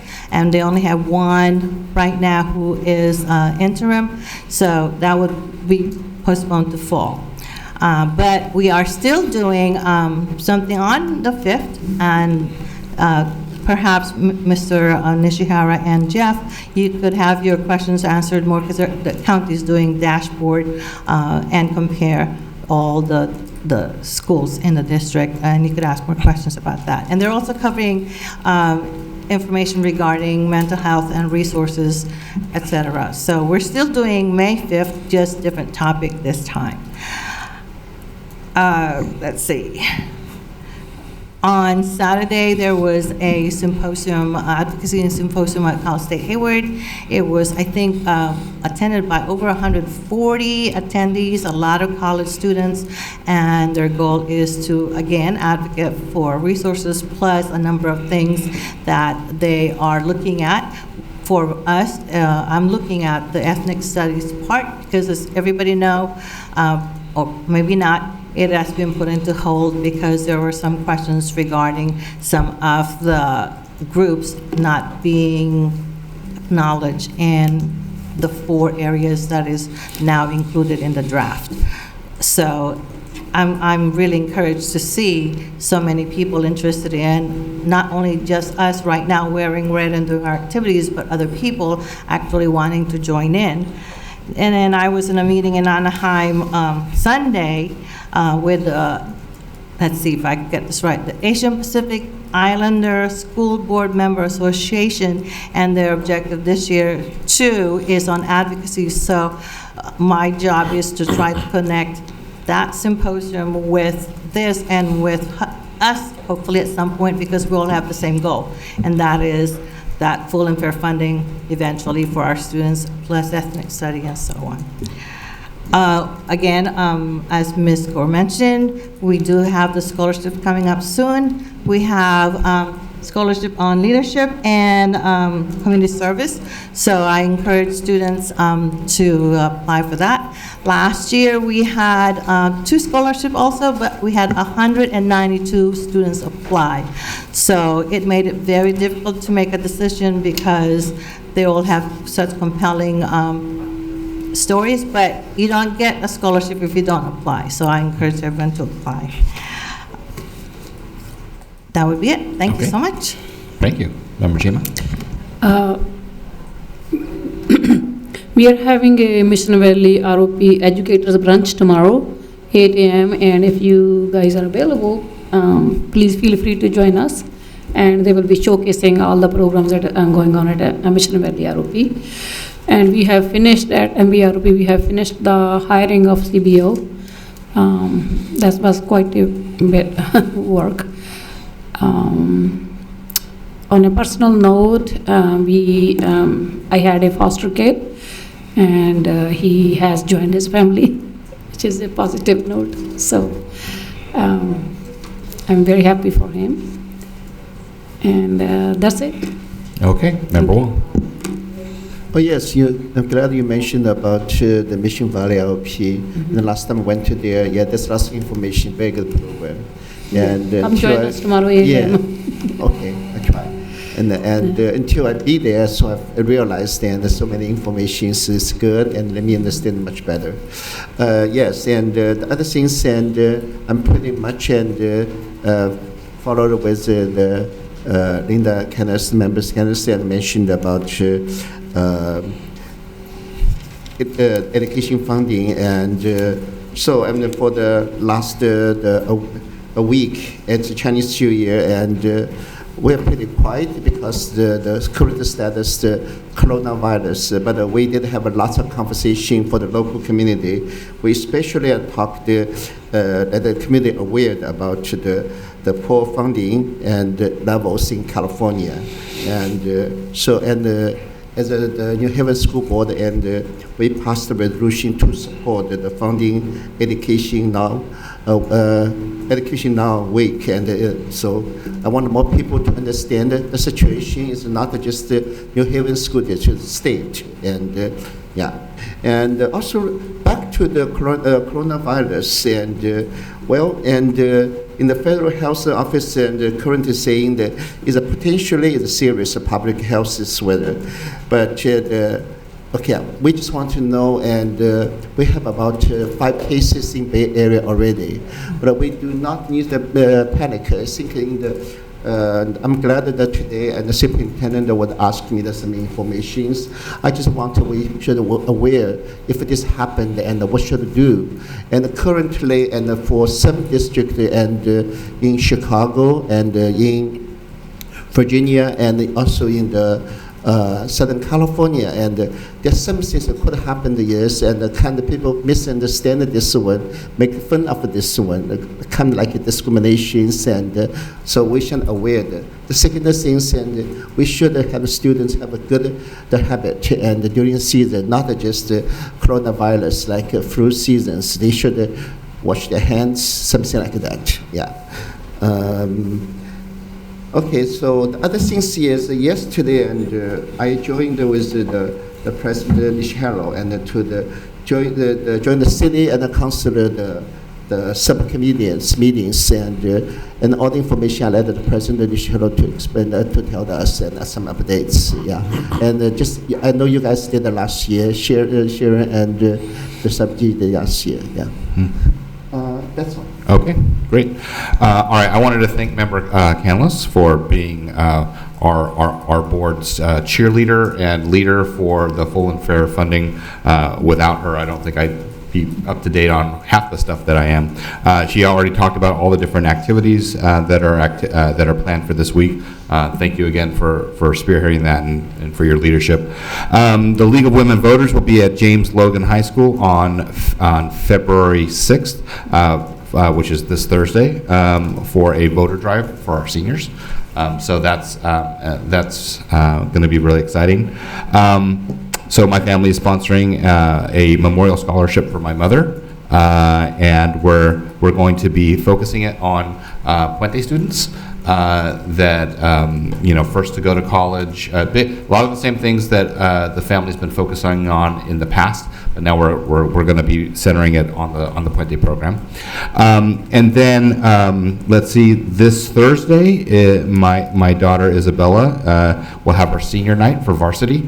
So she's finally going to get toilet papered, and her car is going to be decorated, I guess. So that'll be fun. Okay, and then we have a governance meeting on February 25th. So I'd encourage the board, if you guys have any issues that you'd like, or any topics that you guys would like to bring up at the governance session, please send them to me, and I'll make sure that they get collected so that the facilitator can help us walk through any governance issues. That's all I had for items from the board. Dr. Thompson. Okay. Well, last week I was lucky to be able to attend the Superintendent Symposium, which is a meeting with virtually every superintendent in the state. We all attend. And I guess it was a bit comforting and a bit disconcerting to see that most districts across the state are facing similar budget problems. We had capital advisors, school services, and AXA all present on the current proposed state budget, and it is pretty dire. The money that Gavin Newsom likes to talk about is all one time. The reality is COLA is the only thing that's increasing our base. That's it. And with the fixed costs that most districts face, like retirement and increasing pension costs, rising cost of programs that we contribute to, like special ed, they far exceed what COLA brings in. And it's not just our district, but it's a considerable number of districts. It's really disconcerting. I'm hoping that through some of the activities that Linda's helped spearhead, that the governor will change his budget and take some of that one-time money and help with some of the other areas like increasing the COLA or helping us like he did last year with our retirement costs. I wrote letters to all of them, our assemblymen, our congressmen, our councilmen, and the governor himself. And, next we've been meeting, our staff has been meeting at sites all week, and tomorrow's the big event, our first kickoff, where it's scheduled intentionally during this week so we can help create that awareness. Coronavirus, we are actively watching the progress. We are following the Alameda County Public Health Department's lead. They are working directly with the Alameda County Department of Ed. In fact, there's an update that's either going out tonight or tomorrow morning with the latest from there. The good news is there's no immediate crisis here. So Jason's staff is taking every precaution to make sure surfaces, like you would normally do during flu season, are all as clean as they can be. And if there's anything that changes, obviously, we will keep everybody updated. That's it. I just I forgot to thank somebody. I think I must have bothered 3 of you, well, 4. So thank you for all those emails that I sent to you, for listening and answering, Mr. Nishihara, Mr. Thompson, also John Mattis, sorry, and also Joe Angeli. So the 4 of us were emailing and texting like crazy the last few days before this week. Thank you for your patience. Of course. Okay. Moving on to 8.1, report from the Budget and Finance Committee. We did not have a meeting in February, and we're not going to have a meeting in February, but we will have a meeting on March 12th. We did not have a meeting because there's nothing new, and but there's a lot of dates with Mr. Thompson regarding reporting budget to the different groups and the community. So we are in an implementation part right now. But we will update you after the 12th of March. Okay, great. Member Chima. Just want to know that what is the status of our audit of the food services, because we were waiting for that one to come also, which is a part of the budget committee. Do we have anything? We'll have Annette, do you know when the report will be done? I met with them again, and they're expecting about end of March, perhaps. As of last week, they had additional follow-up documents that they requested, and until we have all of those, it is 6 to 8 weeks from that time. I see. Thank you. Yeah, the reason we schedule it for March 12th is because we won't have the report till then. I'll ask staff that if they address the board, come up to the mic so that it picks up on the recording next time. Okay. Where are we now? Okay. So 8.2, report out from the Communication and Advocacy Committee. I guess I'll take that. We haven't had a meeting since the last board meeting. We don't have yet a scheduled next meeting. I don't think I'll work with staff to get the best time. But one thing I did want to call to the attention, at least to the board, Dr. Thompson's team put out the email about the coronavirus. I've heard a lot of positive feedback from the community saying this is a good example of being proactive with the with communication when it becomes available. In the past, we've heard feedback being we're very reactive, and our parents and families have to wait to hear something, and this is an example of how our staff is being proactive with communication and anticipating the needs of our constituents and our families. So thank you for doing that, and we'll just have to find a way to stay on top of it, especially for things that are top of mind, things like the coronavirus. So thank you for that. So that way we don't have much more of an update on that, other than we will have a meeting coming up and we'll report out. Yes. Can I add something to that, because I didn't want this to be overlooked? At the meeting in Anaheim on Sunday, we have representative board from all over California, and they did ask about what each districts are doing, and I shared what Dr. Thompson was doing, and they are so impressed. So about being so proactive. So I wanted you to know that what we're doing counts and matters, and people are not only seeing it here in Union City, but all over California, because I forwarded it to everyone, saying this is an example of what you can do in your district to be proactive, because it calms down people instead of reacting to people coming in complaining. So thank you. I wanted you to know that. That's great. Okay, 8.3, other. Does anybody have any readouts from any of their other committees or subcommittees that they're on? Mission Valley, SELPA, New Haven Schools. I think we did New Haven Schools I already Foundation. did mine. Yep, okay. And I did AXPA already. All right, then I will do the joint city and school district meeting we had last night. We reviewed each other's strategic plans. Dr. Thompson shared ours, and the city shared the one that they just sent today, or that they just shared with us today. And the two big topics on the agenda for the meeting were the land swap that's been kind of talked about for a while, and then the joint use agreement. Those are the two things that were on topic. As it stands right now, it seems like the property lines have been somewhat narrowed down and figured out and agreed to. And so what's going to happen is, in an upcoming meeting, the city staff is going to be presenting an information item to the board for what the proposed property line should be, and then the board will be able to address them with questions. And so I think the status there is, I think we're probably 80 to 90% of the way there on defining what the property lines are. At least that's my understanding. And if individual board members of the board has different ideas, then we can address that during the information item when it comes. And then the other big topic was the joint use agreement. This has been going on for a while. There's a little bit more work that needs to be done, and so our staff is going to be working with their staff to put together kind of a joint recommendation, and they will present it to our respective boards, and we'll talk about it a little bit more. But so that one's a little bit further out. That has to do with things like busing agreements, shared use facilities, and things like that. So more details will come, but that one's a little bit further out.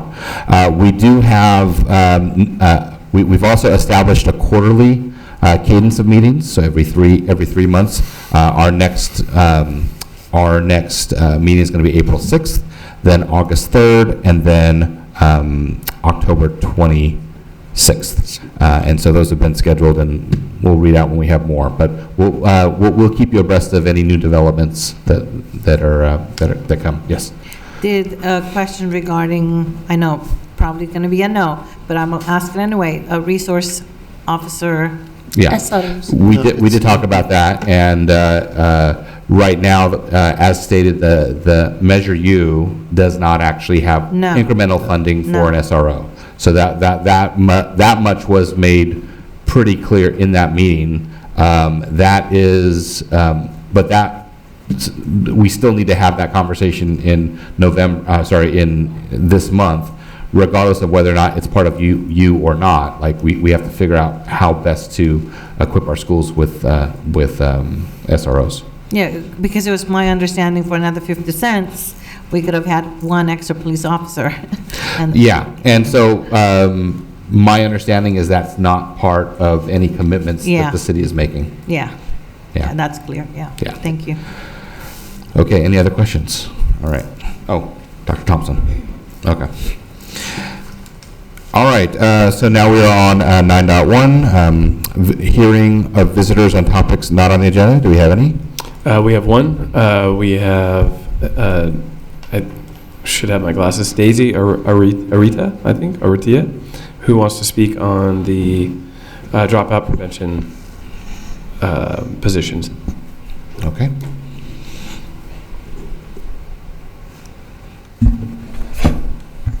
Hi everyone. I don't speak very well, but I will try and do my best.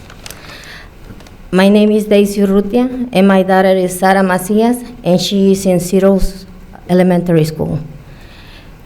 And in my experience, I've been teacher in my country, and I used to work with kids in very difficult situation, gangsters, situation like happen in Zeros months ago, and I see the reduced drop of probation position.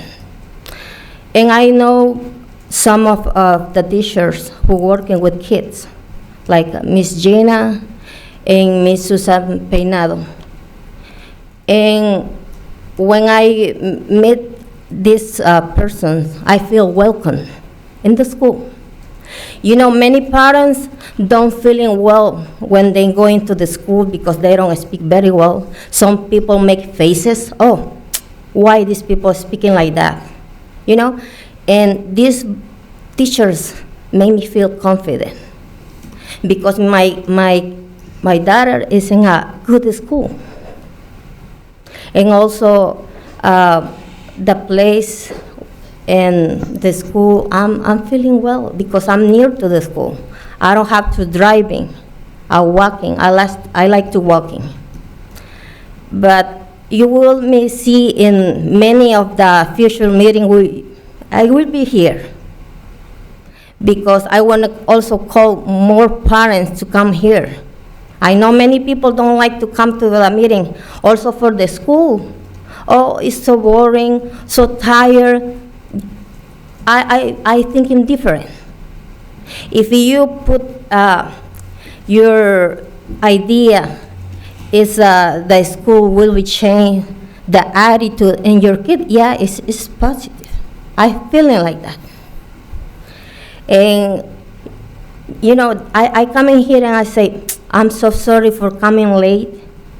Yesterday I was also in the meeting with Miss Peinado in the conversation face and heart. And she asked me, what animal you feeling you are? I say the turtle, because the turtle goes low, but they try to find a way. Maybe I'm like that. But very honestly, I appreciate it. Thinking about reduce the both two positions in your budget. And I appreciate it, you listen to me. And I gonna leave this word in your mind. Nelson Mandela says the most powerful weapon is the education. And the other thing what I learning, it's never late for learning something else. And one person maybe is 80 years old, kids 5 years old, but it's not the age when you gonna learn something. Every day you learning something good. And this is the positive things, you know. Thank you very much, and I know you are late, and have a good night. Thank you. Thank you I very much. appreciate it. All right, any other speakers? No other speakers. Okay, so then we'll move on to 9.2, which is hearing of visitors on topics on the agenda. Do we have any speakers? No. Okay. You mean 10.1, right? Oh, I'm sorry, I meant 10.1. Yes. Okay, moving on to 11.1, may I have a motion and a second to adopt Resolution 032-1920, African American History Month, February 2020. I move. Second. Okay, Member Wong moved, Member Canlis seconded.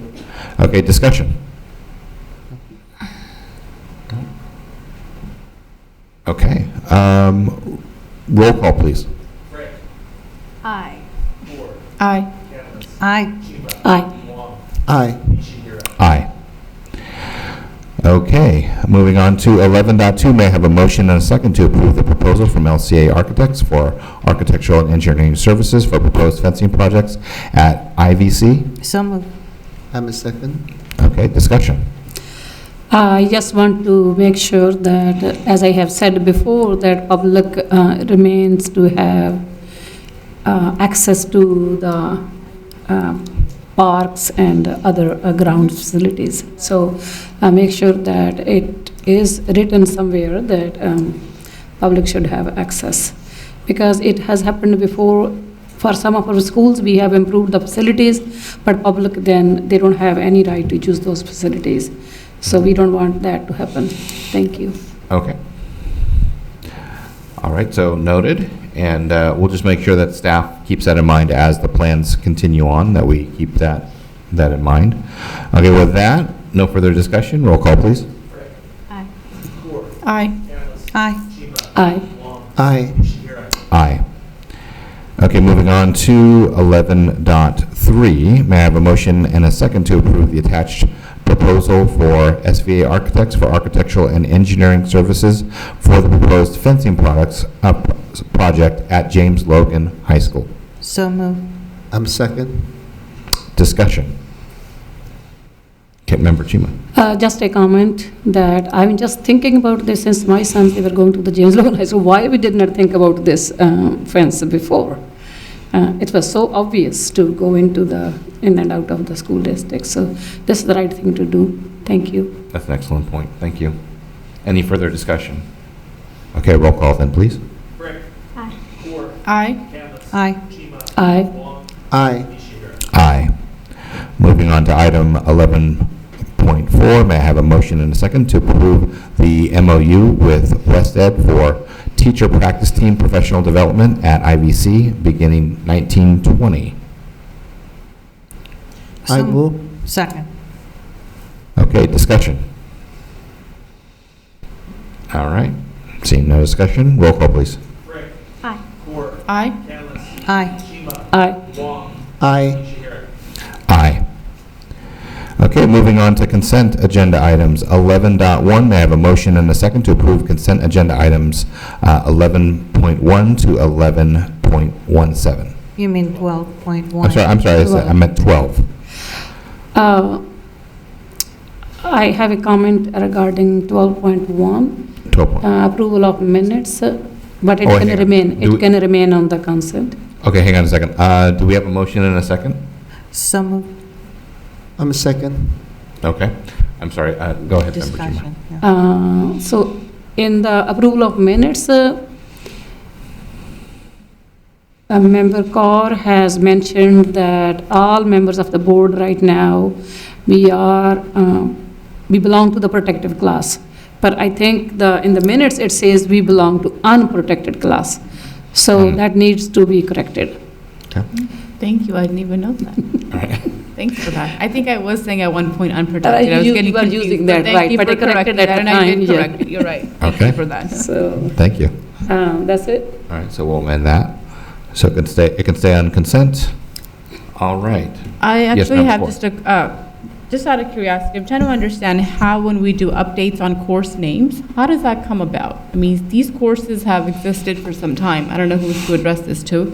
So in particular, I'm talking about 12.1 and 12.12. So Mexican-American heritage, and we removed the hyphen because it implies or Different indicates that connotation. the otherness, I guess.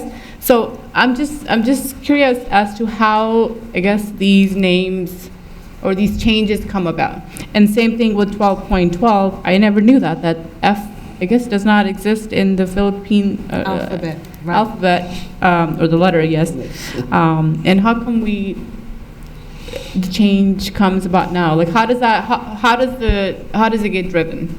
Okay, do you think the chief academic? Yeah, I'll let Mr. Pisani address that. Sorry, I've re-promoted you to chief academic officer. You're no longer a director. Sorry about that. In working with Logan and updating their course catalog, getting guidance from UC and A through G requirements, there has been some updating in names, and so that's why you see several of them here tonight in the consent agenda. So the trigger is from top, at a UC level or other statewide initiatives? Correct. They will provide some guidance, and Logan did with the administration and the site did a pretty comprehensive updating of their course catalog, and as such, that's why you see many of these here. Good to know. Thank you. Yes. You done? Yeah. Yes, I was just going to pass it out, but it was interesting to see several PE courses introduced, new ones. So I was just wondering, do we have the staff, like for example, yoga class, so to do all that? It's good to have variety of courses, but I was just wondering that How did that happen? So many of the courses, in terms of the physical education courses that are listed in the consent agenda tonight, part of it was as a result of our FPM, or our federal program monitoring, meaning that we wanted to make sure that our courses are aligned, and then expand choices for students also. And so the site felt that there was an interest, and so they created the recommendation for a different type of PE course. And again, that was part of the recommendations coming from our FPM as well. Can I add some more? The request to make, to give credits, PE credits to band students it has started since 2010. And kids have been asking, we are working so hard physically out there, can we get PE credits? And finally, people are now listening. It has taken 10 years for that to happen, but I'm just glad it's happening. Well, part of the challenge with the PE for band students is to ensure that the mandated units that are required for credit in 9th and 10th grade are integrated into that course. And so that was one of the recommendations from FPM. So we're actually working on ensuring that the teachers who teach band are also credentialed in order to teach PE to provide for the credits. And so that also was, again, a recommendation from FPM that we're moving forward with. That's going to be a little bit challenging. It has been. Yeah. Ms. Noriega has been meeting quite frequently with the PE staff over at Logan in a variety of contexts, and this being one of them. Okay. Thank you. As a reminder, we have an open motion on the table to approve consent agenda items 12.1 to 12.17. Okay, any other further discussion on any of the consent agenda items? All right, I'll have a roll call then, please. Aye. Aye. Aye. Aye. Aye. Aye. Okay, moving on to, there was nothing pulled for separate votes, so moving on to 14.1, board member requests of staff. Is there anything that that any members from the board would like to request staff to accomplish? I remember last time we had the very long meeting, and in the end I kind of forgot, but now I remember what I was about to ask, that if we can find out the procedure or the protocol to use some of the Cabello property monies. What is the procedure, what it will take, regardless, if we do it or not, it will be board the bill, but what is the procedure and protocol, or what we need to do if we need to use that money? I'm glad you asked, and I can answer it right now. That money can only be used for two purposes. One, well, in general, the way it's structured, it can sit where it is now in the reserve. Yeah. Or if the board wants to undo the resolution to have a 10% reserve, we could use it for capital improvements, fixing a roof, fixing a sewer line. That is it. Cannot be used for any kind of ongoing salary expense or anything like that, period. I hope this is the end of this discussion. It was moved into Fund 17 for a reason. That's because it cannot be used. People are getting confused because it was sitting in our ending balance. So we moved it out of that into Fund 17, where hopefully we can put an end to this idea that that money, it can't be used to offset the 3% reserve. It cannot. It cannot be used to pay for salaries. It cannot be used to do anything along those lines. It can be used for two things right now. Capital expenditures, if the board wants to undo the resolution to have a 10% reserve, or while we have that resolution, it can remain in Fund 17 and create that 10% reserve. That is it. So, because some of the money was brought to the general fund before, that's why I was asking. So that means you're saying that it cannot be brought into the general fund. When the Cabello property was sold, there was some flexibility in the laws that allowed us to do a couple things. It was used, one chunk of it at one time was used to help offset retirement expenditures. Right. The rest of it needs to be used as I described. That is it. So that money cannot be used for salaries. It cannot be used for our 3% reserve. It can only be used to bridge that gap between 3% and 10% and remain in Fund 17 for that purpose, or if the board wants to undo that resolution for capital expenditures, replacing a portable, putting a roof on a building, replacing a sewer line. That's it. Okay. Thank you. Period. Okay. So hopefully that'll help. But it's been a question I've been asked multiple times. Multiple times, right. Because it will come again during the negotiation process, so we need to be prepared for that. Yeah. I'm very prepared for that. Yeah. Yeah, thanks. Thank you. Yes, Member Cadence. I have no request, but a comment. I think we have a very hardworking, overworked staff. I just want to thank them for all the work that they do. We do appreciate you. And I don't want to add any more at this point because I know your list is already so long, especially with all these budget meetings. Thank you so much, staff, everyone. That includes teachers and all the hardworking students out there. Thank you, Member Cadence. Okay. Nothing else for consensus? All right. Seeing no further business, this means adjourned. Thank you.